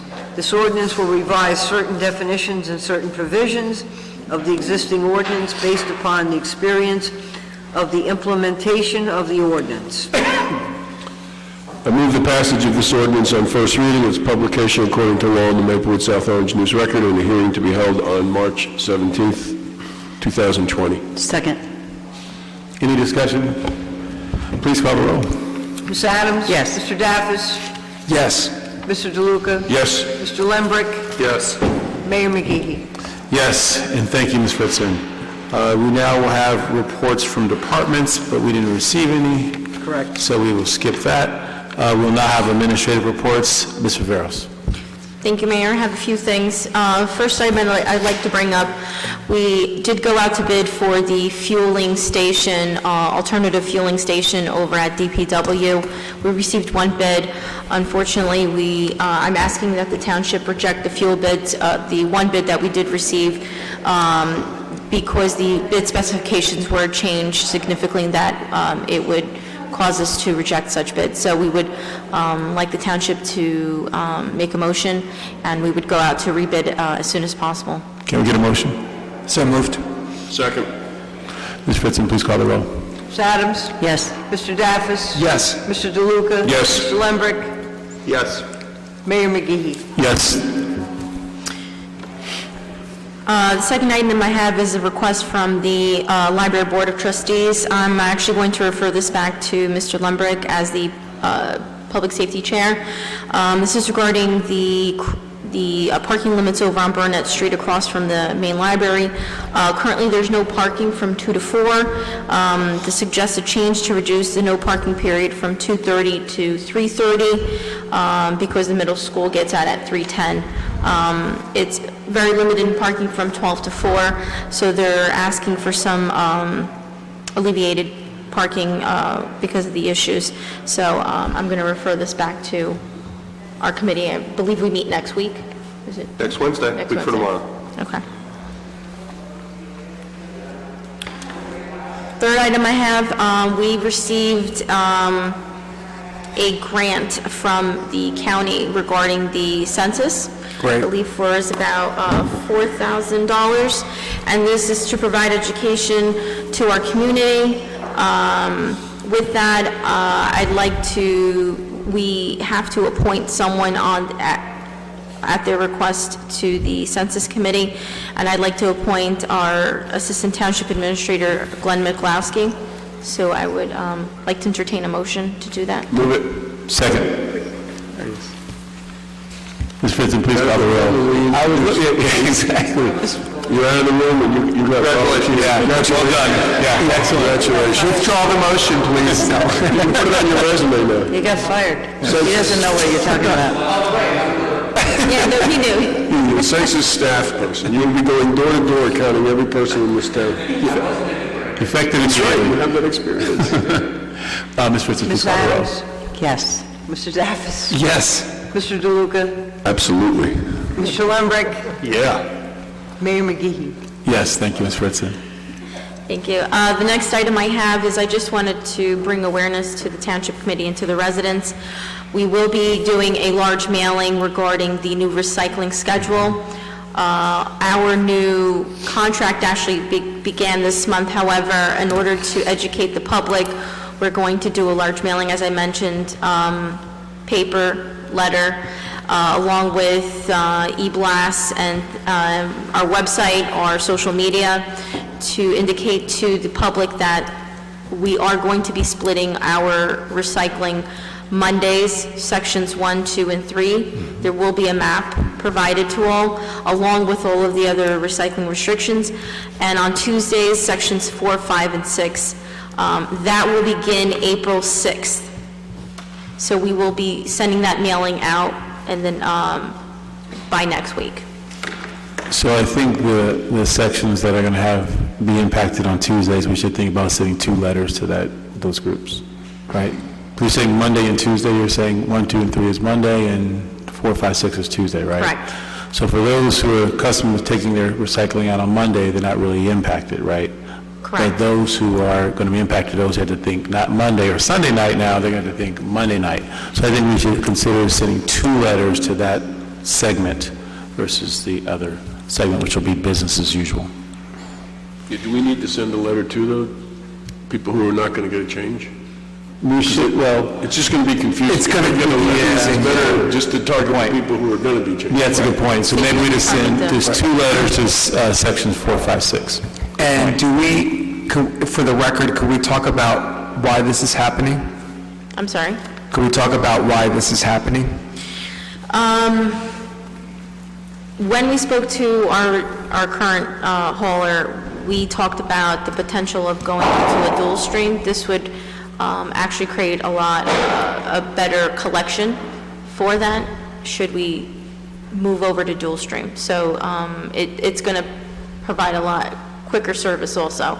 Right now, we have a bit of a hard time getting all of the trucks into town in one day, so having that split is helpful. So for better service, essentially. And we want to communicate that in the notice so that sections 4 through 6 don't feel like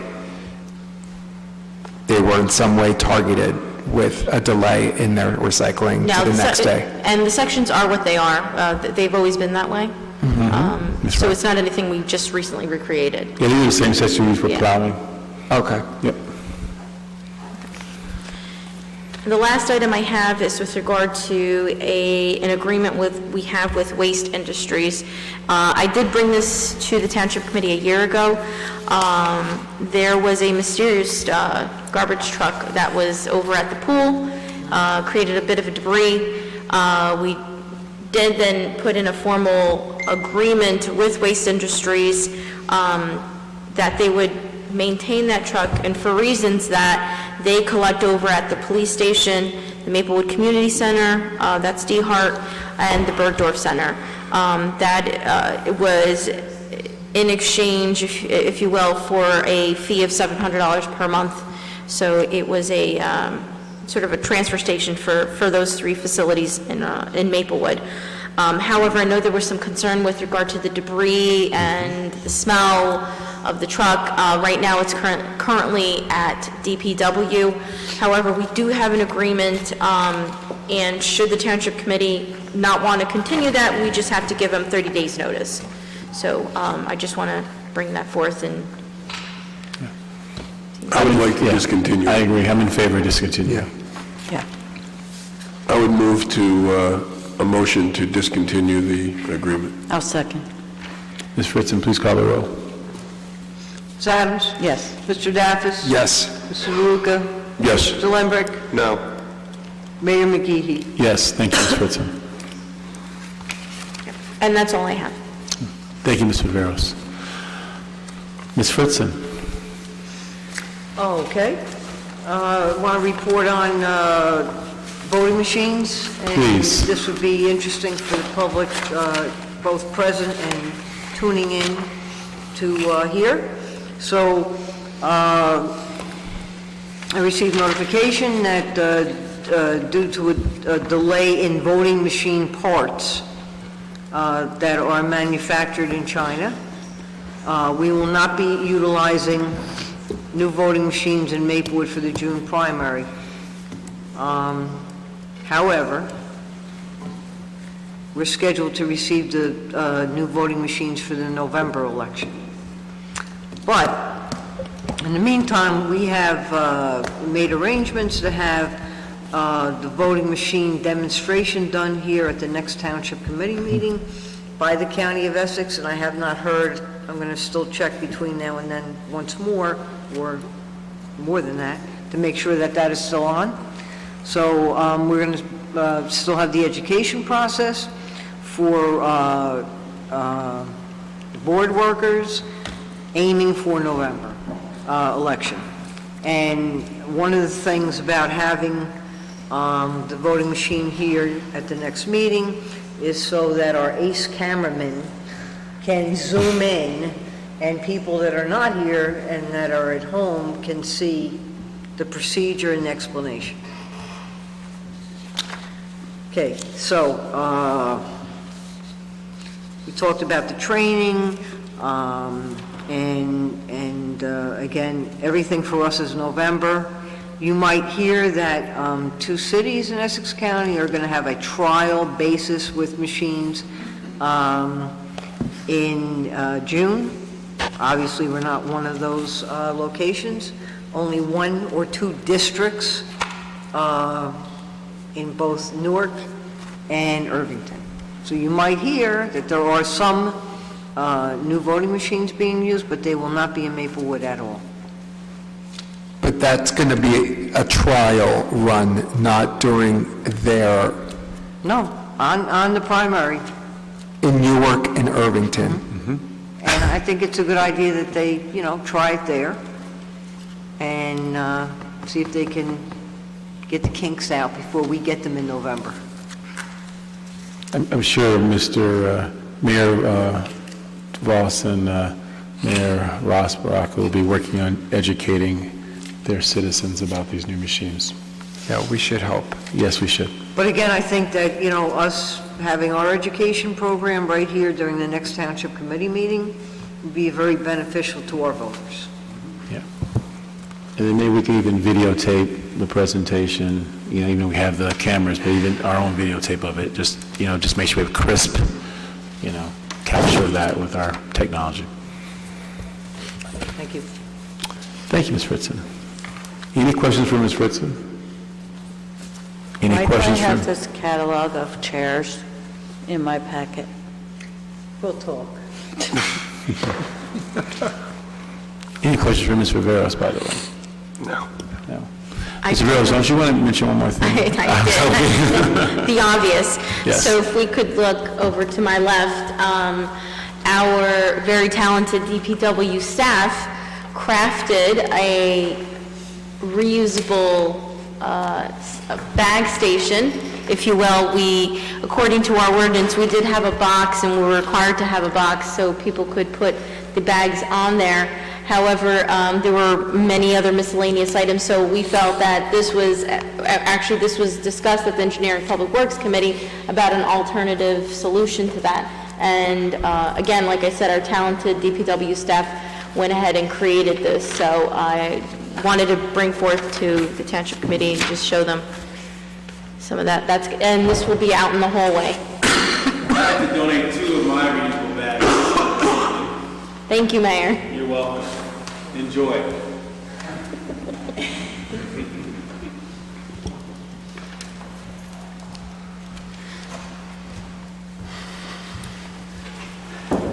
Thank you, Ms. Riveros. And that is open for the public, so anyone can grab and go and return, and just like we have a little bit of, in town, we have the books that people grab out of the books, so forth. So, thank you, Ms. Riveros. Mr. Desiderio. Yeah, just 2 quick things. On the consent agenda, you have a resolution authorizing execution of an agreement with South Orange Board of Education with regard to the Wi-Fi program. That's the result of negotiations of the agreement. By way of status of the other end of it, we are still in communication with the, I'm drawing a blank on their names. The tower. The tower company. Yeah. With regard to it. They were rather insistent about paying the fee, and I told them that was not acceptable, so we're moving on to the legal department. In the meantime, Mr. Mikulowski got an estimate for us to install our own pole, which was $11,000? Closer to 12. Closer to $12,000? Okay. Which is the alternative. I'm not sure that we have a location where we would put that.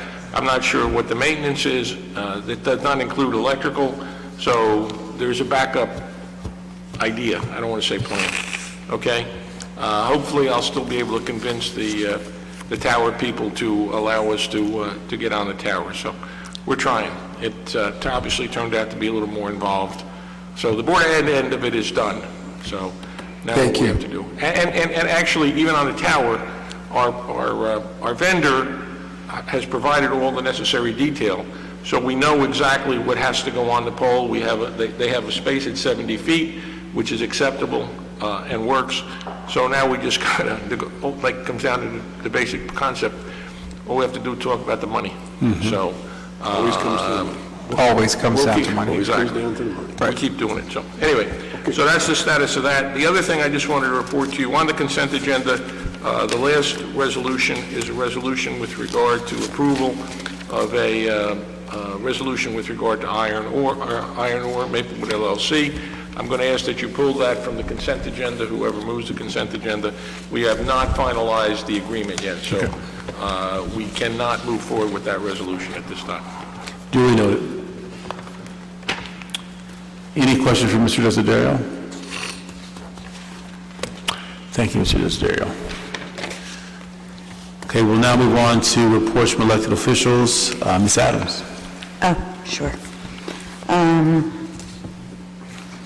Just want to remind everybody, in case over the noise after the Women's Proclamation, that we invite everybody, men, women, kids, anybody, I'm not covered there, for the Wear White for Women photo on the front steps of Town Hall on Saturday at 10 a.m. Buy Right Liquors in South Orange is providing mimosas for us to enjoy. So 10 a.m., hopefully that'll get people out. But just wear something white and bring, your smiles and some enthusiasm, and just a quick get-together for that. The Zero Waste Workshop, charrette that we had for elected officials and administrative staff and people involved in decision-making from the towns of South Orange, Maplewood, Milburn, Summit, and Chatham and Madison also attended. It was, we brought in the president of Zero Waste USA, who did a really informative presentation. Mr. DeLuca and Mayor were both present. I think they'd agree that it was a lot of really good information for all of us to think about.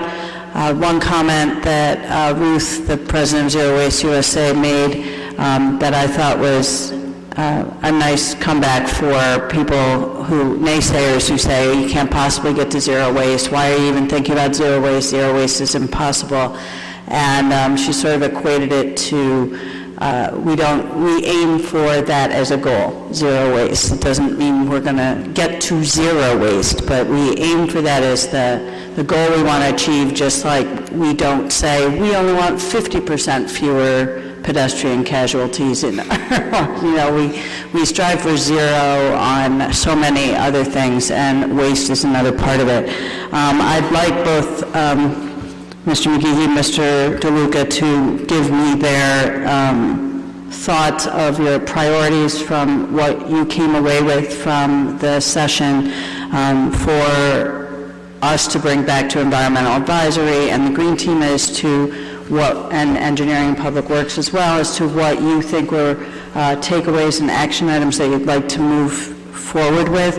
A couple that I know we had a post-meeting of the planning group the next morning, and one of the things South Orange and Maplewood representatives there were interested in talking about how to move away from individual household subscription garbage removal service to a town contract as a way to possibly get to sort of a pay-as-you-throw, or to have people, to incentivize people to compost and to recycle or to buy only reusable products, and to get them thinking that if they have to pay a different amount, like the more you throw away, the more you have to pay for that service. That's something we could do if we did sort of a town contract, and we could do a joint town contract. Anyway, it's just a discussion item that was one of the takeaways that the committee had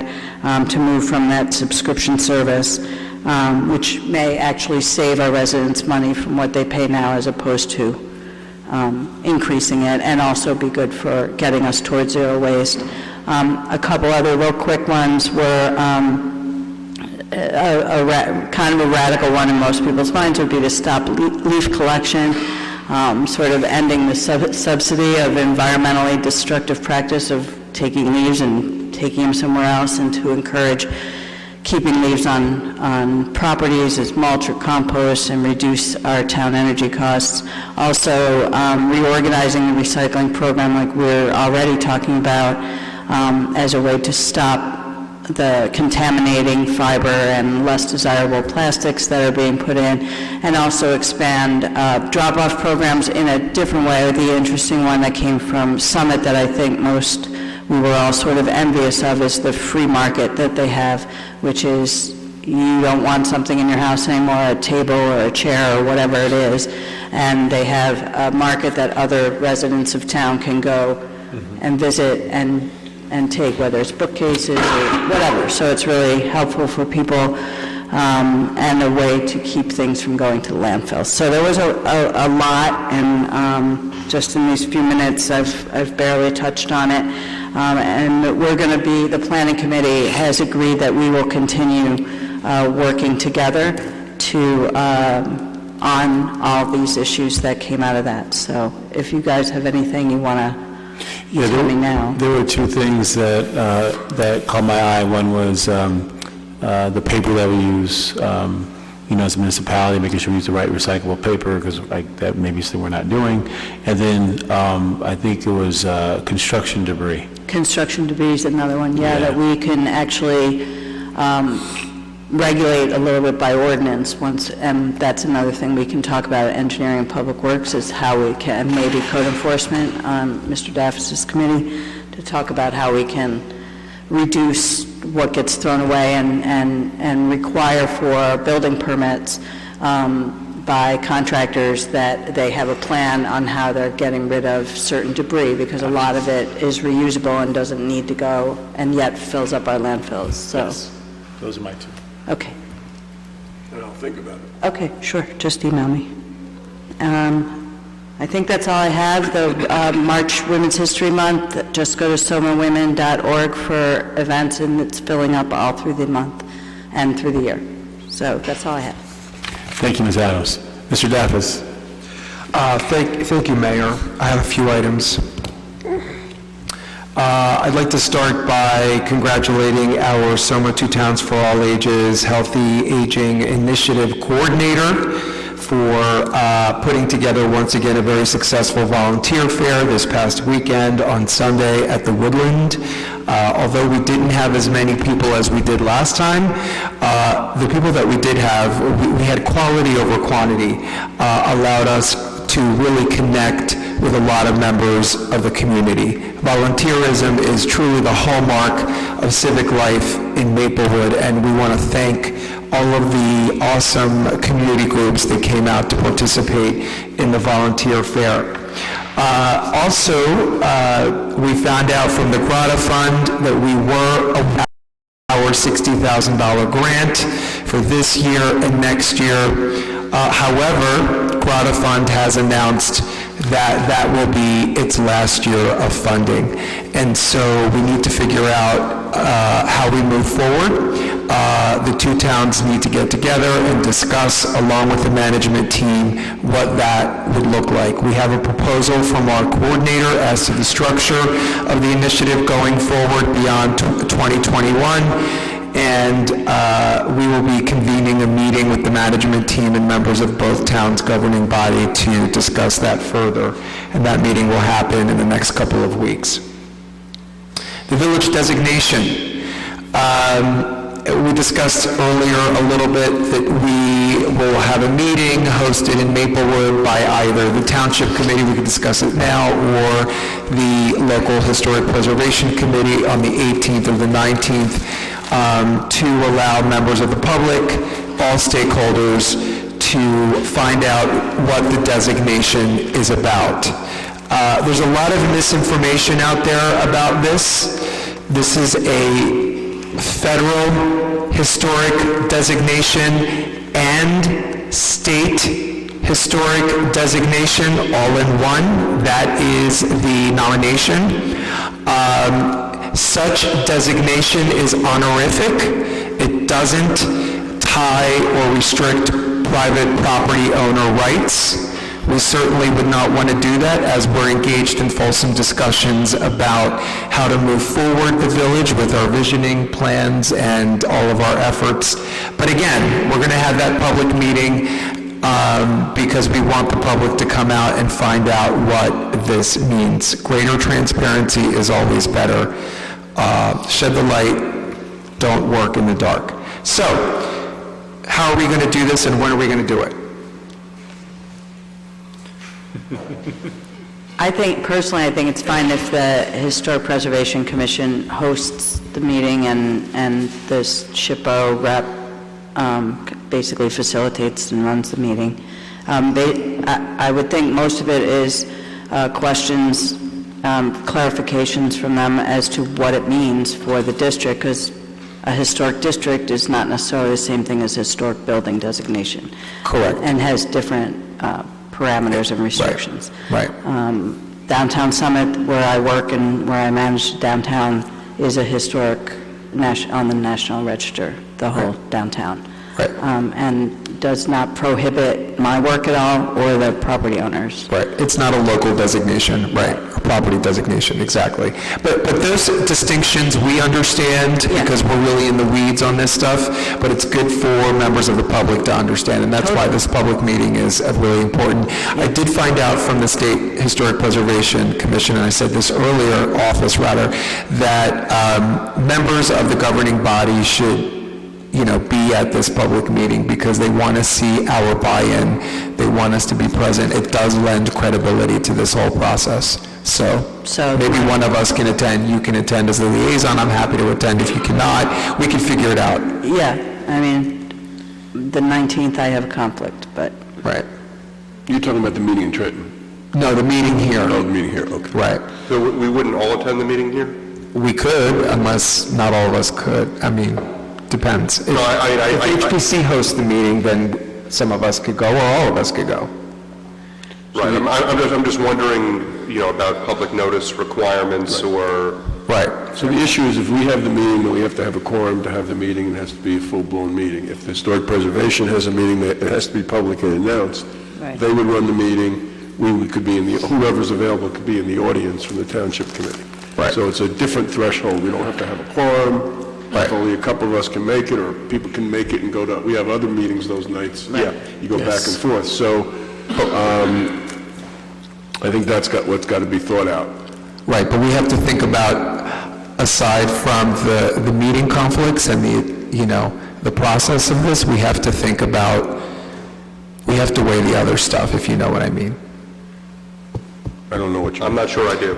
Well, we just have to make sure that this is a truly fulsome effort for transparency and information about this very important topic to the community, and not some meeting that happens in a conference room where some people find out about and other people do not. Do you get what I'm saying? So I think what we can do here is we can do both. I think the Historical Preservation could run the meeting, all or some of us can be in attendance. We can send out the communications that we discussed on their behalf. And I feel more comfortable letting the experts speak on this versus the TC running it, because I'm not an expert, and I don't know if anyone else on this dies. We wouldn't be speaking on it, no. But I think that knowing that this individual who you've spoken to, who I have not spoken to, is coming, she or he or they can speak, on behalf of the things that we're articulating on this dais for the property owners, the residents, and the citizens who have a vested interest. And if that person can guarantee to me, and the rest of the body that whatever comments are made will be taken into consideration. That's where I was looking. I was not aware of that, and I would not like to put that narrative out there saying, "Hey, you come to this meeting, your stuff's going to take it down to Trenton," and then all of a sudden it's not. But if I hear that from them, then I will back that up. But I do think the Historical Preservation can run the meeting. We can try to attend for a period of time or the whole time, toggle between our meetings, and let the experts run the meeting and make sure that all the residents and business owners, or property owners rather, who are impacted are present at that meeting. And this may have already been made clear, and it just went over my head, but does the Township Committee, do we take any action on this at all, officially? Is there a time where we're going to vote on this, we're going to express? We already have taken action in favor of the nomination. Yeah. Of moving Okay, forward. no, I guess I meant further action, like, are we going to do anything else as this body of It's down in their court. It's out of our hands at this point. Okay, that's what I thought, thank you. Figure out who funds the metal sign. Right. Right. So, okay, so then Nancy, will you communicate? It sounds like the consensus is that HPC will conduct this meeting, and will you communicate that to them? Yep. For the 18th? Is that the night we're saying it's going to be? I think they were planning on the 19th, but I'm not sure. So I'll give them both options since we don't all have to be here. And the meeting can be in this room, it doesn't have to be in the Yes. conference room. And if you wanted it televised, you can, Ms. Fritzen can make arrangements for that, too. Right. So can you work, Mr. Disdale? Historic Preservation notices their meeting. Correct, yes. Okay. I'm just concerned about if the Township Committee has, at least there has to be 3 of us here, otherwise we can't have the meeting. Right, and that's fine. A formal notification as well. Correct. Which we've done with, Right. for example, the pedestrian meeting that Yes. you recently had. I think that's exactly right. The only difference is this, if the Historic Preservation is holding a meeting, then it's their meeting, and we can use that language that one or more Township Committee members will be there. That's the language. That language is fine, but whatever the standard Historic Preservation notice is, that's what it should be, and we should blast it out, email, put it on Facebook, social media, all that stuff. So when you know the date, you'll let us know. Yeah, I'm emailing the chair of the So the one thing you mentioned about it doesn't impact private property, if I recall the conversations, it does impact public property. Is that correct, the registration? Yes. So that could mean, for example, Rickleton Park there, Rickleton Square. The woodland. It could be anything we might do in that parking lot behind the buildings there where the visioning plan talks about making some changes there. Although I'm not sure if it applies to parking lots. Okay, so I think those are Questions. kinds of things to really zero in. The ice cream place there, the corner, because if we make changes, anything of historical significance is sort of where they look at the most. So maybe, there's an argument for the ice cream island to be historically significant in town. So. Right. And what about the Bergdorf and the Woodland? Right. I think there potentially could be restrictions to those as I know the Woodland's already registered. I think the building is, but not the lot. Right. So, I think that is the thing that absolutely. We've got to look at from our own selfish perspective is are there things that we're thinking about that if this came through, absolutely, they may be workable, we might be able to work through them, sure, but we might get ourselves jammed up too. Oh, absolutely. Would this individual you talked to be willing to have a conversation with the Township Committee, some type of conference call or something? Absolutely. Okay. Well, you have to do that publicly. Yeah. If it's the whole Township Committee. Yes. Yeah, but I don't need to be on it. Right. But you can call her yourself, as I did. All right, You can reach out to her. I think I will reach out to her. Because the notice came to you anyway. Yeah, I think I'll reach out to her. The letter came to you, so. I'll reach out to her. And when we send notification to these property owners that came tonight, so they're cognizant of this meeting will happen on the 19th. Mrs. Fritzen, have you determined the date yet? Yeah, we said No, once it gets determined, it's either the 18th or the 19th. Okay. Right. And do we have the location? Will you be in this room? They'll be in this room. Okay. Yeah. So the issue with our letters is we send it to the property owner because that's who we have on record. And that's fine, but then it's difficult sometimes because you have a tenant, a business owner who may not be the property owner. So if you there's an easy way with mail to send it to the property owner because we have that. Or to the food establishments, right? I Yeah. mean, that's one. Yeah. And then, I'm trying to think. Well, we can get the information from the Alliance Manager as well. Right, Okay. right. And we'll communicate that tomorrow at our Committee on Entrepreneurship and Economic Development. Okay, so that was all about the village designation. Rec and Human Services, I have a couple updates there. We met the other night and we talked about the pool. Pool season is fast approaching. We're all excited about that. We talked in particular about the Pool Pals application. For those who are not aware, that is the subsidy. And we talked specifically about how we can make the application a little less burdensome for certain members of the community, a little less onerous. Currently, we require a birth certificate and a passport and things like that. And the consensus of the committee was that we needn't do that. Our, family services, public assistance person was available, and she also concurred that all we need to do really is proof of residency, proof of income, and everything else should be pretty easy to verify. For families in need with students in the school district, we can use the free and reduced lunch parameters. For families in need with students who are homeschooled, and or for our seniors, we'll leave the process basically to just be gross income, residency proof, utility bill, that sort of thing. So we're trying to make the process a little less burdensome. We are soliciting donations for Pool Pals. That is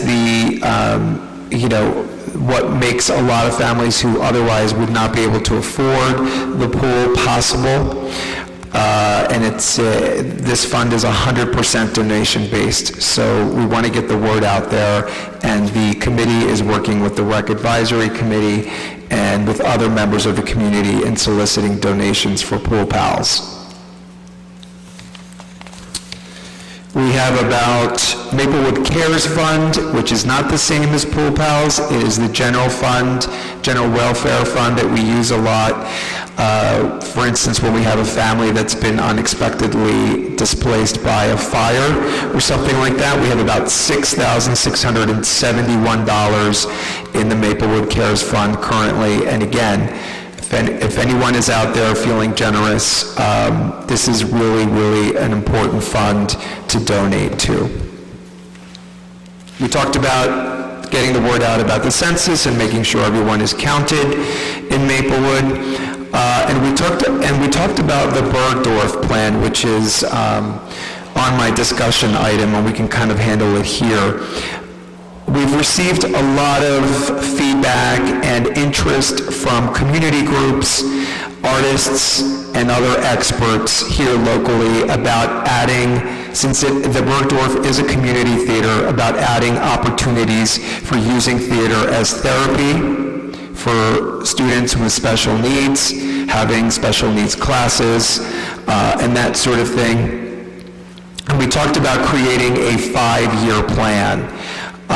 Going forward, a plan that would allow us to figure out how we can make the space a more professional performance space with our budget, and discussing who uses the Bergdorf currently and how we can establish a reasonable use and fee structure going forward. Obviously, the strollers have a, what's the word I'm looking for? Residency forever at the Bergdorf, which is great. We're not looking to displace them, but they are there for 14 or 15 weeks out of the year, and for most of that time rent-free. And there are other community groups and theater groups who want to use this space, who want to pay us to use this space, and they're not able to. So we really, really need to figure that out. I think that's really important. So we will figure that out and come back to the committee with recommendations and connect, of course, with, eventually when we get there, talk about the budget. This is not in this year's budget, obviously, at this point. Okay, so that was Rec and Human Services, and last but not least, I want to highlight a very important event on the 9th of March, Sunday night. It's called Talk Saves Lives. It's being hosted by the American Foundation of Suicide Prevention at our main branch of the library. Talk Saves Lives. It starts at 7 p.m. at the library. It's a really important event, and we want to promote it and get people to come to it. In our Board of Health meeting this evening, in a report that was not read in the public, but which we received, our Public Health Officer, Ms. Davenport, highlighted the following. One of the things that our Public Health Officer does is track causes of death in Maplewood every year. And this year we had, the causes of death that you would expect related to age, natural causes, dementia, respiratory failure, heart failure, et cetera, et cetera. But then there is this other category called other deaths. We had 3 other deaths. Those 3 other deaths were caused by suicide, and all those suicides were among our youth. So it's really we're seeing a lot of anxiety and depression and social isolation with our youth right now, and we certainly want to have a lot of programming that educates and takes the stigma away from suicide and depression. So Talk Saves Lives, Monday night at 7:30 at the library. Thank you, Mayor. Thank you, Mr. Daffis. Mr. Lindberg. Thank you. Wanted to pass along some good news. I think most of us have already heard this, but the New Jersey State education numbers, funding numbers came out last week, and our district is going to be getting nearly $6.5 million. That's nearly $900,000 more than last year, increase of nearly 16%. This is the 3rd straight year where we've received a double-digit percentage increase. And over the last 5 years, we've gone up $2.25 million and 53%. So this is something that all of us up here, and actually some of our colleagues who preceded us, have advocated for at the state level, have passed resolutions, and have really made a priority. And this is a great way, really a crucial way, to control property tax increases, but also allow our school district to maintain the staff and facilities and programs that our kids need in the schools. So that is a piece of good news coming out of Trenton. For our friends in Trenton, including one who visited us not long ago, I'd like to wish Governor Murphy well. He's having surgery tomorrow, and we wish him the best. And that's my report, Mr. Mayor. Thank you, Mr. Lindberg. Mr. DeLuca. Thank you. I just have a question going back to the Monday, Tuesday pickup for recyclables. For those who are on Monday who have a holiday, when would their pickup day be? Because now there's a few days a year that the pickup is on a Tuesday. It's supposed to be the preceding day, so it would be on that Tuesday, the following. The next day. So then that would mean that the entire town would be picked up that on Tuesday? Tuesday. Okay, so that's not going to change, right? No. Okay. I have 3 items. I want to thank all the organizations and individuals who made Black History Month a very much a success in Maplewood. It was just amazing how many activities we had. I went to a lot of them, and in almost all of them we had to put more chairs out because we had more people than we had expected. So I want to thank our team here, Lisa Minardi, and Nick Walsh, who worked with me on getting the word out and getting the posters out and maintaining the website and dealing with all the creative people we dealt with. They were good, and so I think we're really fortunate of what we did here. Today, we had a site meeting with New Jersey Transit to talk about the South Tunnel and the lighting design. And all I can say is they're very excited, but they have a lot of concerns. And I think they want to help us make it work, but there's a lot of things we're going to have to deal with. So it was a good meeting, and we'll see where we go from there. We're still optimistic that we can pull it off. But it's going to take some additional work. It's going to be a lot harder than just putting up the pieces of art that we did in the North Tunnel. And lastly, we had a Finance Committee meeting last week, and there was the issue of the hiring freeze that was brought up. And what we're running into is for jobs that already exist, that there's vacancies and that we want to hire someone.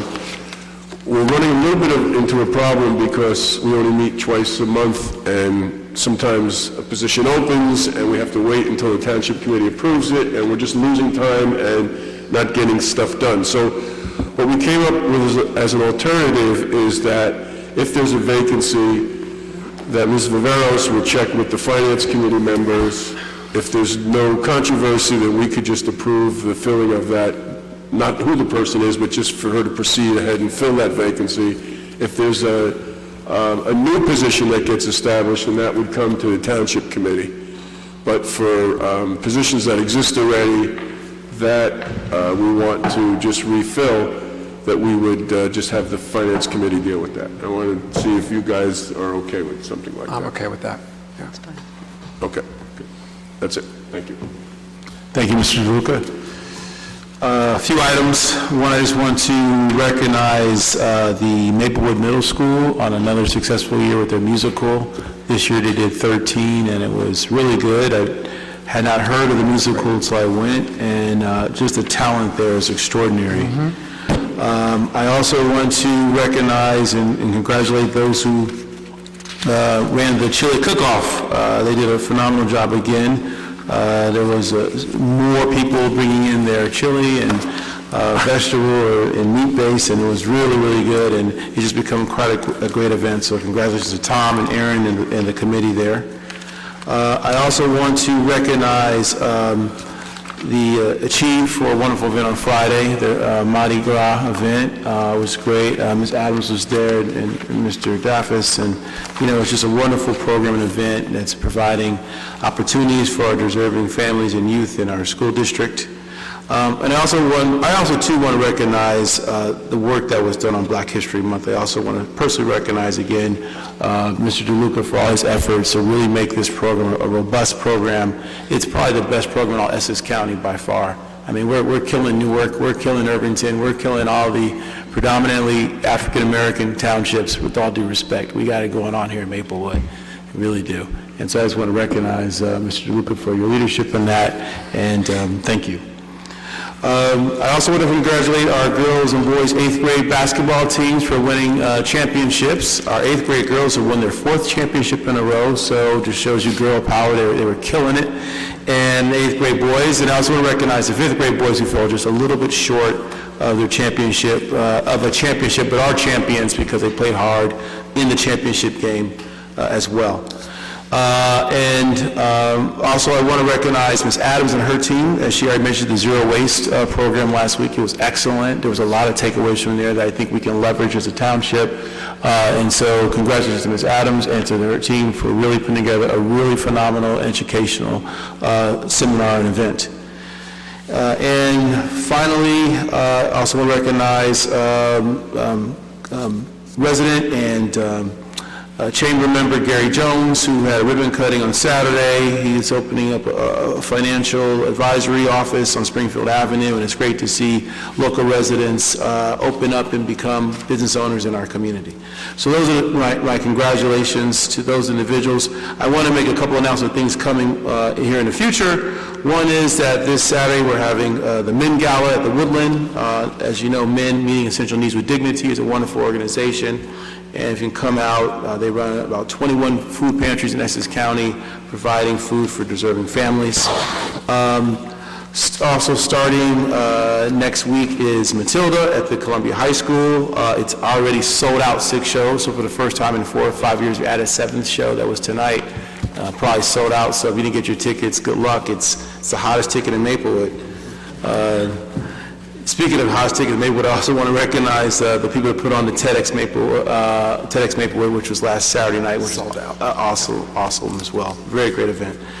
And finally, I want to let everyone know about the 5K run on the 14th at 9 a.m. It's going to benefit the high school's track and field team. It's going to be right at Donnell Road. It's $25 until race morning, and then it's $30.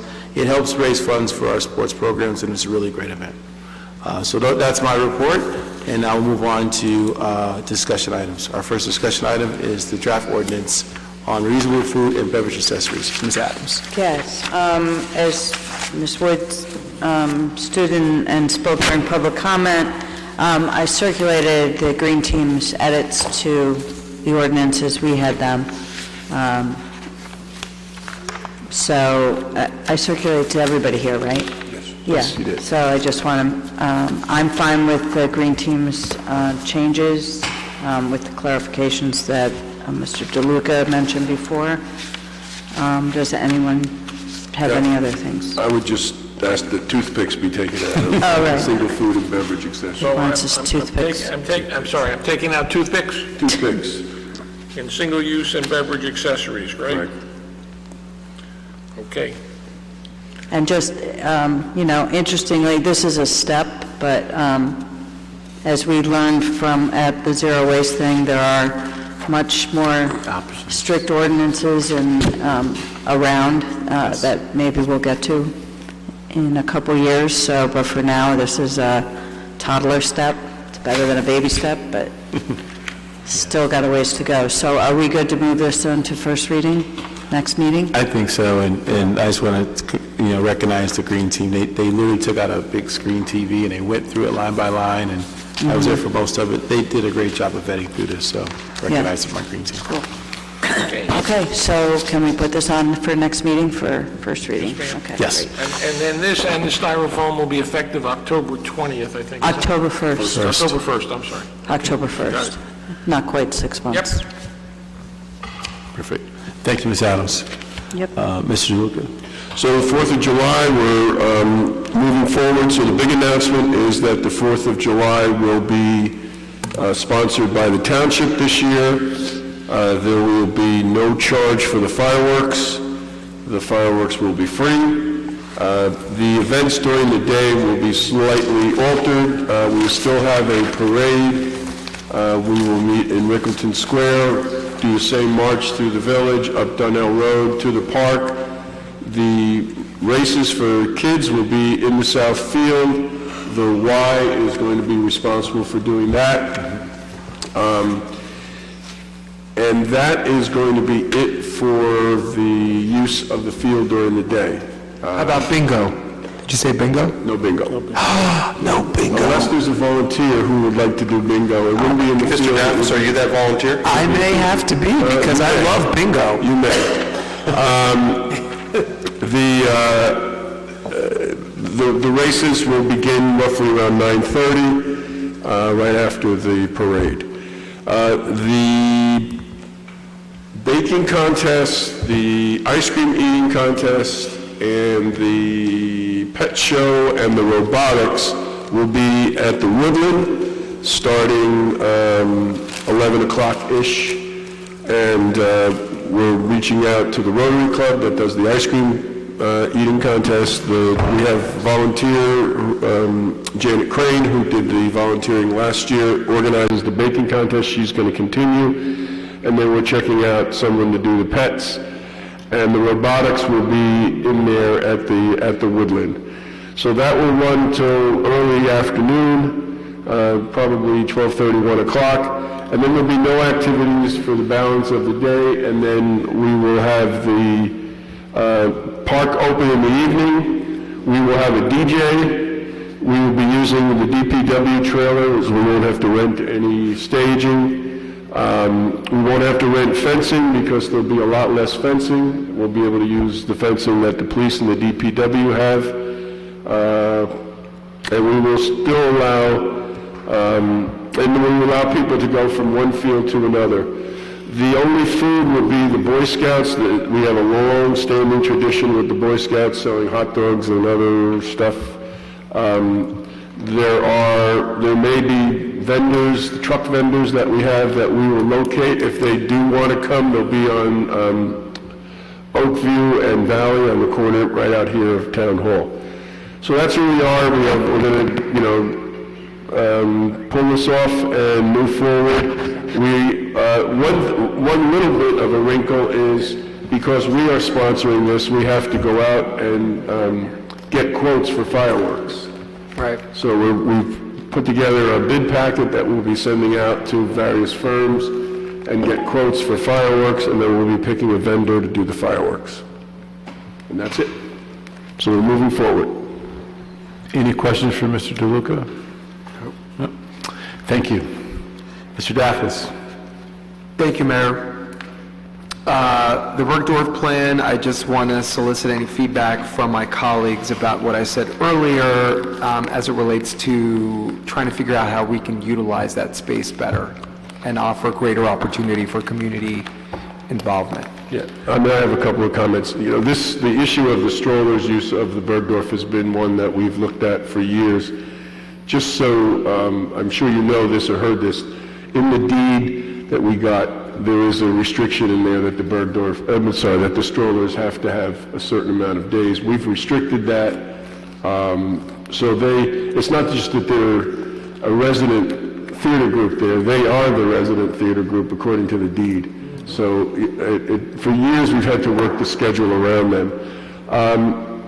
About 15 years or so ago, we did a major fundraising effort, and that changed it from the Bergdorf Cultural Center to the Bergdorf Center for the Performing Arts, and we put somewhere around $40,000 of work into it. There's more work that needs to be done. I was there Sunday for the art show, and we haven't yet patched up that area there. I think one of the things we ought to do is, and we should talk about this before we finalize our capital budget, we have no money in there in our budget for the Bergdorf. We're putting in $985,000 into public building improvements, and we ought to maybe throw a little bit of money in there for the Bergdorf, or check with our CFO if there's any money in building, in a capital building line that we can put towards the Bergdorf, just to address that roof leak and that wall that's caving in there in the community room. I recall there's been some. Okay, so maybe we can check it out. In the past. Yeah. So let's check to see what sort of funding is available already. Right. There's also, we put money in there, or raise money for a lighting grid. I know that's been talked about.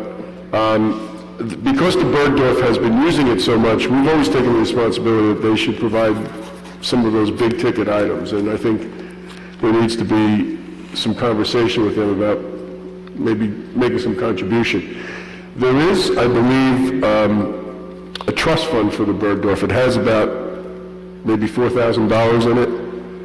So that can be used. Yeah, it may be some of the money that we raised, that we have left over from raising it years ago, but you can take a look there. And then we have this money for the grid also. So as far as the 5-year plan, I think it's a good idea. I think, hopefully we'll get a person on board to direct the division, and that can be one of the tasks that person can can work with. I know in speaking to the director of the department, she wants to do more activity there, and utilizing our other art facilities too. So I don't think there's a conflict there. I just think it's the money and getting over that strollers restriction. Right. We did put the air conditioning in the community room. Yes. So that made it a year-round room, but we have the same problem in the theater that we have At the over Woodland. at the Woodland. Yeah. So we're solving that at the Woodland this year. Maybe we can build into the Bergdorf in the future for air conditioning, so you can make that a 12-month. Sure. Because it gets very hot. If you think the Woodland's hot, the Bergdorf is really hot. Right. Do you know if the deed also restricts their being charged any rental fees? I'll send you the deed. Yeah. Okay. Yes. It's restrictive. I'd like to see It's- the it's- deed, too. It's restrictive. Yeah. And this is forever and ever and ever and ever. Sorry? And this is forever. Well, So it runs with restrict- the land, yeah. Yeah. I just have a question about that, so if you could send that to me as well, just all of us would be helpful. But the restriction in the deed says that the strollers have a permanent residency there, is that right? Yes. So is that exclusive of any other theater company doing? No, it's just that they get a certain amount of time, Okay. and that And time then- has been 14 or 15 Right, weeks. they're underutilizing, at least as the calendar goes, because I just sent you an email of a meeting with another theater group that would like to Yes. rent. We received several Yeah. emails from So- groups that want to rent. So I think the other problem is, it has been a practice in the past, and I think we've gotten away from that when someone's using the theater, that they use the entire building. So, and it's been difficult to have two events. Now, even when we had the community board on police meeting there that Sunday afternoon, there was a theater performance going on. You get the music, and you get noise. Right. But part of it is when they do performances, they like to use the community room for staging, refreshments, after and pre-theater. So maybe there can be some more work there where it can be, two groups using it at one time, as long as you can solve the sound issue. I think the strollers is, always is going through evolution, but they do have a right to be there. Oh, absolutely. Based on what the, Gene Bergdorf giving us the building and Right. putting that in the deed. No, certainly, but I think there's room to sort of figure out what the schedule looks like and create opportunities. I mean, for instance, as you said, Vic, even when they're not putting on shows, they use it exclusively for rehearsals. Right.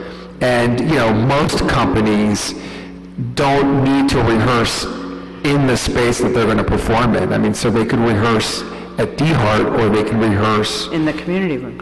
at the community room, there's a lot of ways we can slice and dice this if we can have the conversation. We'll circulate the deed. Okay. Yeah, I think, until we've had a chance to look at the deed, I'm not sure it makes sense to speculate Yep, I what we agree. can and can't do. I urge that concept. But let's get the money question, see what we have, because I think we just put a little money, we could use a little bit of money that. Oh, it does need some work, yeah. I'd like to add to that, since you brought up the capital budget, at our zero waste event, Ms. Bernardi went over and above to provide zero waste for our food service, and so, but then I found out that there's no dishwasher there. We redid that whole kitchen, we didn't put a commercial grade dishwasher in for some reason, so, and we don't have washer and dryer for linens, so I took the linens home, or the tablecloths, and Ms. Minardi took home the napkins and the dishes that she also brought.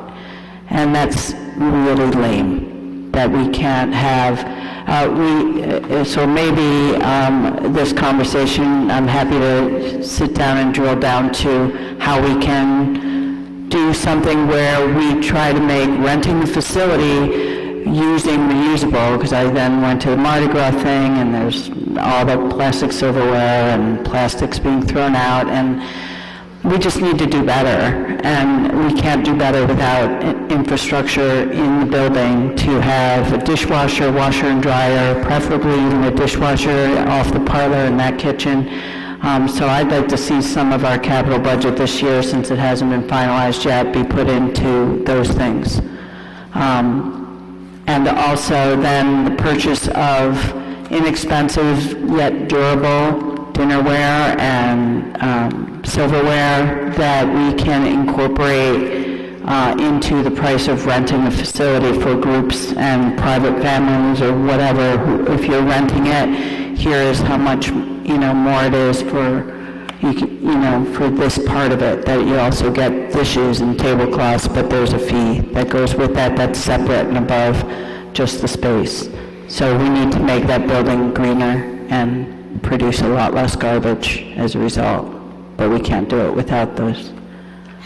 So I think at our next Finance Committee meeting, we should look into that, and maybe the director can look at dishwasher and the washer and dryer. And then also, we need to look at the Burdorf too, so we need to go back and look at this again, I guess, one more time.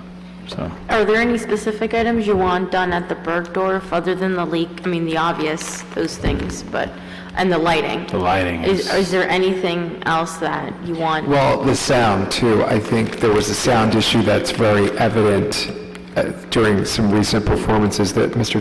DeLuca and I attended. And the lighting grid that exists there needs to be looked at for compliance with regulations. I think it might be useful, maybe the two of us meet with the strollers people and see what they're willing to come up with. I'd be happy to. Let's do that. And then we can have either Ms. Mancuso join us or...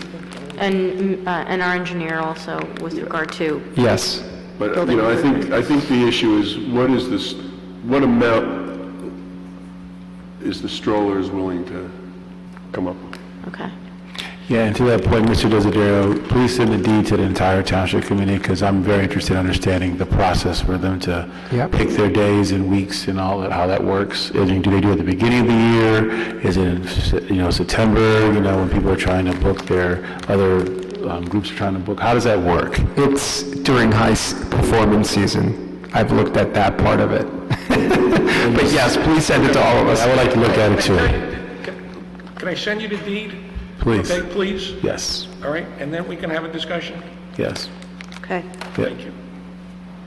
So make that discussion item for the 17th. Mr. Daffis. I invite Mr. DeLuca to give us an update, and Mr. Veras on the Cultural Affairs Department, and as it relates to our new director, the search for that, and any other changes. As of right now, we have an internal posting, so that's up for 10 days, and then it will go out externally. Typically what happens, my department, once everything is done and closed, that's typically 45 days. What we do internally is we go through with the department head all of the resumes. We put together a committee that includes my staff, and in this case, because it is a supervisor position, I will be included in that. The Director of Community Services will be included, and we'll go over, what I would like actually is a selection of questions for this individual, and I would like to defer to some of the Arts Council if there's any questions that they're looking at, and obviously a Community Services Director. So I'm going to ask for a complete input from the Township Committee as well for questions that we should ask. Why the Arts Council? Yeah, that's my question too. I don't know, I'm comfortable with that. Well, part of the development of the position was related to addressing the needs of the community. But they worked on the rec, so why do they need to ask additional questions on top of that? So the Arts Council is the advisory committee for the cultural affairs. I know, but I don't understand why they'd be asking. Like when we interview people, we interview people, we have the questions, but why would they, if they worked on the rec, why didn't you ask additional questions? Their questions should be answered in the people applying to the job rec. I'm not understanding, I'm sorry. So they worked on the job rec, right? They worked on the rec for the job. The Arts Council, they didn't have... There was some input. Okay, so that input should be inclusive of any questions they would have. I don't think they have any more. I think they've given us everything. I think they're all set, right. I don't think they need any more in that process. Right, so they're not selecting the new director? No, this is it's a management, it's in management right now. Right. And so we'll be taking the next steps in order to complete that. But I will ask for some questions and input from the Township Committee on developing those questions. Great, okay. That's talking about interview questions. Interview questions, oh, yes. Okay, cool. I know there are times that the Township Committee is included in some of these interviews. Not for this, not this level. Not this one, No, okay, I didn't think so. Just department heads. Okay. So I typically like to include even sometimes other department heads, just for continuity purposes. It helps with sort of, it is a management supervisory position, so it's going to require a little more thought, so it's important that we have a lot of our department heads who work together, so. Great, I totally agree. Okay. Okay. Thank you. Welcome. Well, you're back up again. About whether or not our youth restorative justice program is dead. Lots of social media threads about that, and I wanted to sort of clear up what has been going on. So the underlying question is, have we been continuing to divert juveniles allegedly charged with, low-level offenses? Have we been diverting them out of jail and arrest, what's commonly referred to as station house adjustments? Station house adjustments are required by state law, and the answer is we have been. We have about 4 or 5 juveniles that received station house adjustments this year alone, up until now. And the idea here is to provide an opportunity to work with the juvenile and his or her family and the victim and the community so we can restore them, get them to understand what they did, and move on and not add another juvenile or any juvenile into the criminal justice system. So what has been happening is officers have been doing the station house adjustments, members of the Community Service Bureau in particular, with juveniles in the schools directly, and not letting it trickle down to members of the Youth Restorative Justice Committee. There's a committee of community volunteers comprised of interfaith leaders, social workers, mental health experts, criminal justice experts who are supposed to work with juveniles in getting them to understand what they did, getting them to get better, and to follow up with them down the road, 6 months down the road, 1 year down the road, 2 years down the road, to make sure that they're on a better path. I've been advised, after communicating with members of the Community Service Bureau and our Chief of Police and our Deputy Chief, and members of the Youth Restorative Justice Committee, that going forward, the two will work closely together again, like they did when we first started this. So from now on, when the principal of, CHS, for an example, calls MPD in to meet with a juvenile, the member of the Community Service Bureau that will respond there will immediately connect with Brenda Ellers, who is the president or the chair, if you will, of the Youth Restorative Justice Committee, and start that process to ensure that that juvenile is connected accordingly. And they will be diverted out of the criminal justice system so long as their parents are willing to work with everyone, and so long as the victim is also willing to work with everyone. And thus far, we've done really, really well. But yes, the program is alive, the program is well, We have a lot of community members who want to step up and volunteer and help this effort forward.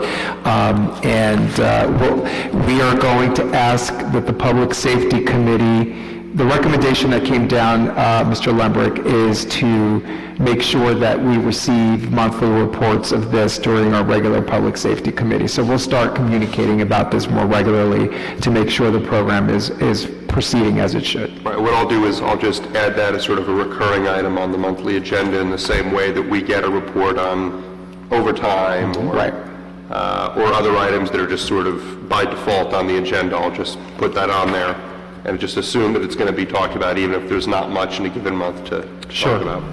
Sure, we'll be talking about this tomorrow night. It's starting at 7:30 at the Office of Emergency Management during Maplewood's monthly Community Board on Police meeting. It's a public meeting.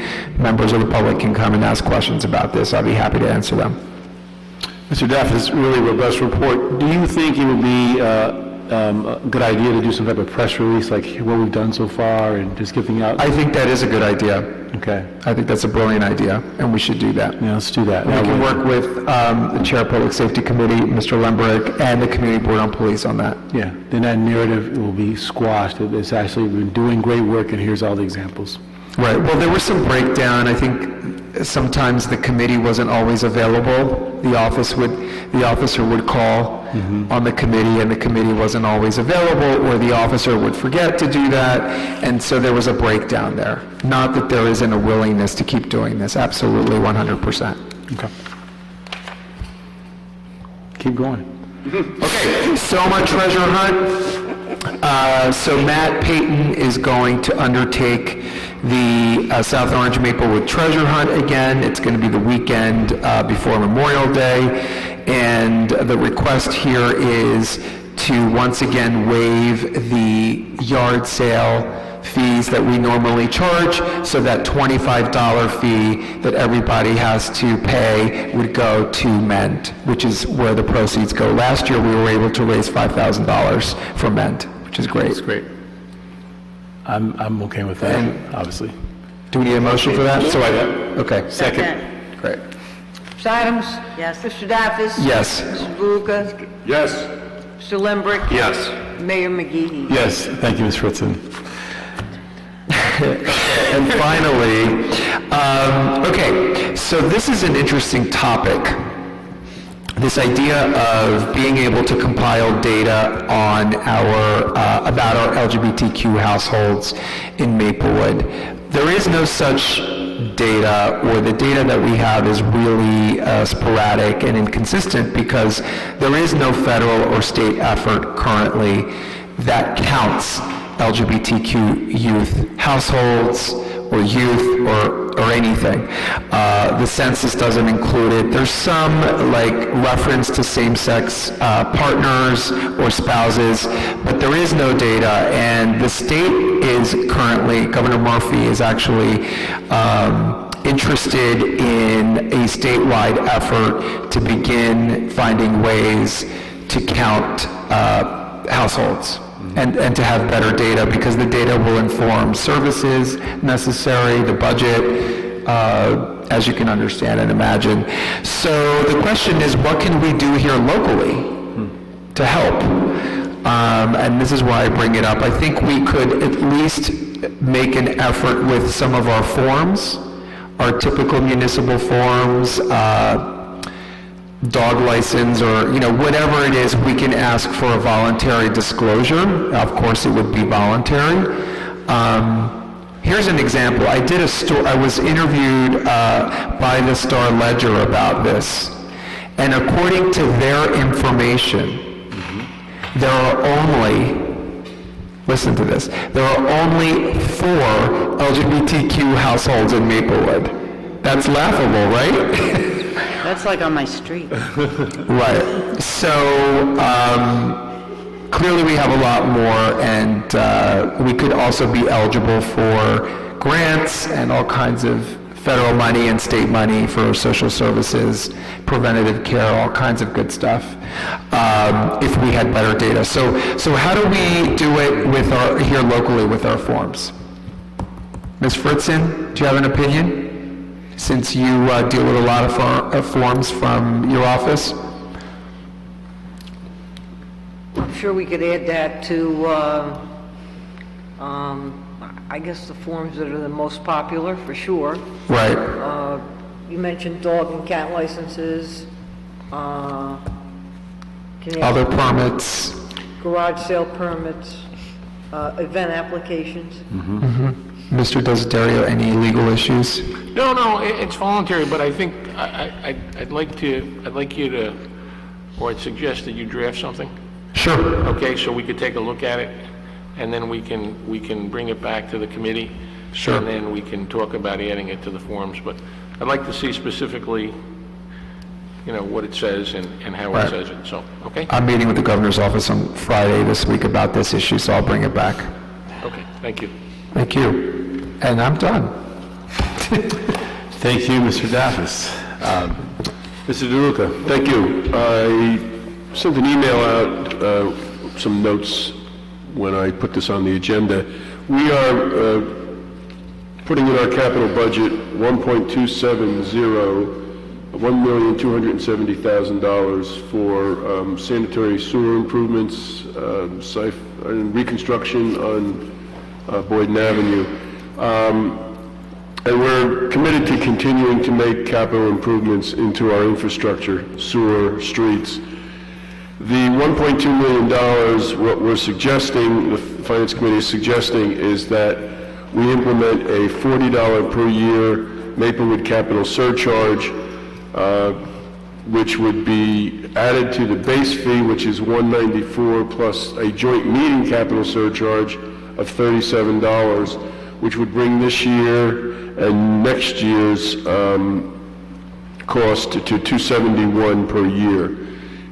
In the third year, the joint meeting surcharge goes away, unless there's a new surcharge that gets added. But the reason we want to do it this way as opposed to go into the tax base is because I think it is a user fee. It is something to pay, it's very specific, it's for the sewer. Additionally, by putting it into the fee, we get to capture more units, more apartments, we get to capture the apartments that are under tax abatement. So it gives us the opportunity to get the fee from 10,000 units, 10,000 sewer units and sewer accounts, as opposed to a smaller number of property tax accounts. So it's a way to spread the cost over more sewer users. So our recommendation is we add the $40, that this would bring in $400,000 this year. It would allow us to meet our goal of reducing the 2 points off the property tax that we had talked about, trying to reach that magic number of $800,000 so that we can reduce the property tax by 2 points. In order to do that, we would have to introduce this fee for at the next meeting, and then approve it on April 7th, which is the night we introduce our budget. So we're putting that out there to get the temperature of the Township Committee to see if you would agree with this. And essentially, we have to pay for it one way or the other. Yeah, This is we think is a fair way because it spreads it over more people. Right. And so for like an Avalon, which has a tax abatement, they would be paying $235 times $40. Right. 235 units times $40, as opposed to, if we did in the property tax, it wouldn't even affect them. Right. So, Yeah, I agree with this. okay. Yeah, me too. I think this is the way to go. I don't like it, but we have to do it. Okay. So you will take care of that, introduce it at the next meeting? I'll send you a draft, you'll look at it, I'll send it to Mr. Kaloji, because I don't want, since it's now 10:40 and Mr. Kaloji's sitting in the audience, I want him to know that he's here for a reason. He knows why he's here. Okay. Right on time, too. Thank you, Mr. DeLuca.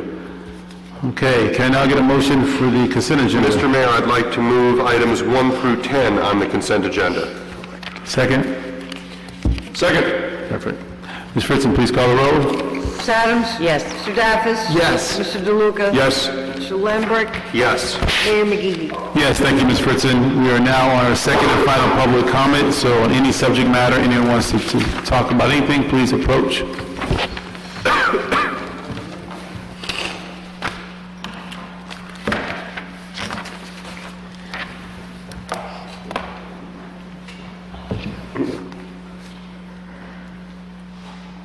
Savitas, thank you very much for setting up the meeting for the Historic Society.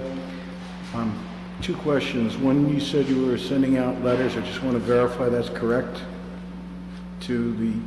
Correct. Okay.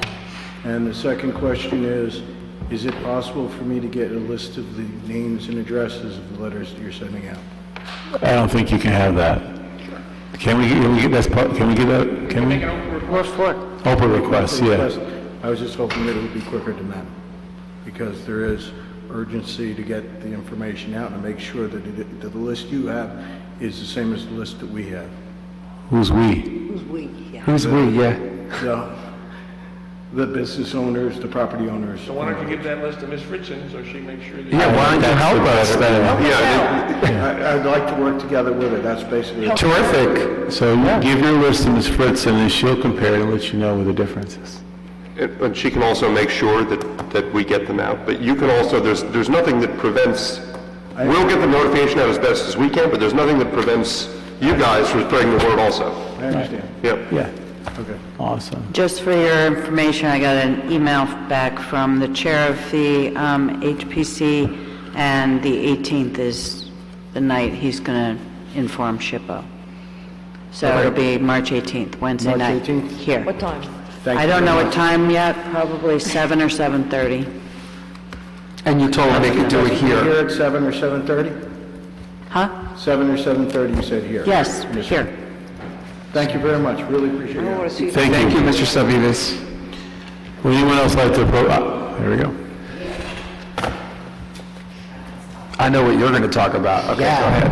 I'm coming to Introduce talk yourself about again. Gregory Omar Osborne, love saying my name, and I'm here to represent the arts, performing arts in our community. I have used the space, the Bergdorf space, for 3 years now. I'm on my 3rd year, and I just want to say that there needs to be more improvement, but it has to come from the city. The city needs to take responsibility for the building and not leave it up to the strollers or any other theatrical group. The reason why I'm saying that is I have done a lot of community service within the building, Lisa knows, and one of the things that I've noticed is that there are a lot of things within the building with the stroller's name on it. And if we have lighting that has strollers on it, if we have dimmer packs with their company on it, that means that at any given time, they can take that away from us, and then we're left with just an empty building, which is not a good thing at all. So as far as looking at the deed, I would love to see the deed as well, as a community member, just to make sure that we're not tiptoeing around just one community theater group that's not necessarily reaching out to the community. The reason why I say they're not reaching out to the community is I grew up here in Maplewood, New Jersey, and as a person that loves the arts, and I would say Maplewood nurtured me to become a professional, I didn't learn about that theater group until after I graduated college, which is a problem. So my fix for that would be to have companies that come to the Bergdorf, they need to give back to the community and reach out to the community and not just entertain. The other thing I would like to say is the upgrades within, I've done like a little bit of calculations, and right now I'm up to about 40,000 in just technical aspects of the Bergdorf Theater, but not the community room. And I would want to say that it would probably get up to $100,000 that we would need to raise. My idea for raising money is that every theater company, including the strollers, should pay a venue fee, which is in addition to our ticket sales. That would also help you guys make more money than what is structured on the pricing structure, because right now, I want to say for a weekend, it's like $750.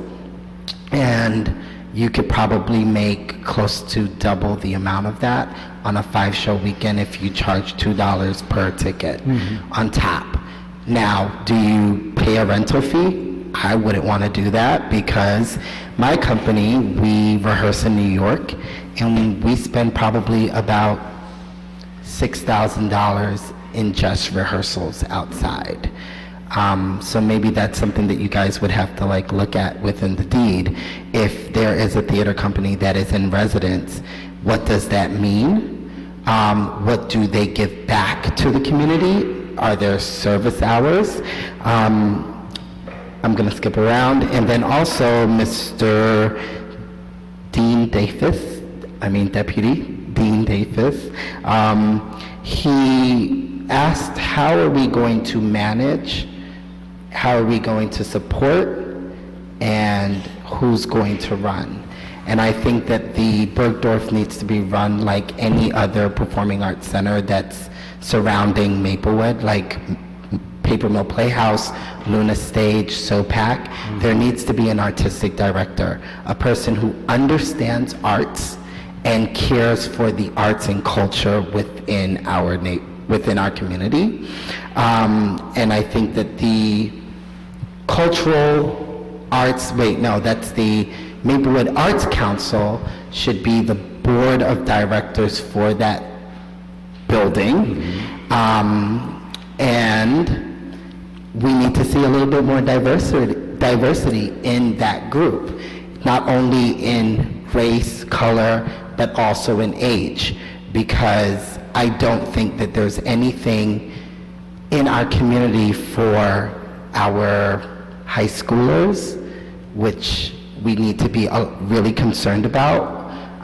When I moved here, I came from Brooklyn, New York, where there was endless opportunities for people that were 13 and up, right? And immediately when I turned 17, I got in trouble with the police here in Maplewood because I was bored and I didn't have an outlet. And we have to realize that, yes, we live in Maplewood, but not everyone can afford the extracurricular activities. So I'm proposing as well that Progressive Theater, with the help of our township, can reach out to those youths that need a little bit more inspiration and a little kick in the butt to do better. And I think that my company has been doing that over the past 3 years for kids and young men, especially within Essex County and in New York, because my actors come from New York. But I do think that all theater companies kind of need to look out for the community instead of coming in and just doing a show. Thank you very much for that information. Thank you, Mr. Osborne. Thank you. Appreciate it. Would anyone else like to address the Township Committee? Seeing no one, I will entertain a motion. I move we adjourn. Okay, second? Second. All right. Aye. In favor? Aye. All right. Good night, everyone. Thank you. Good night.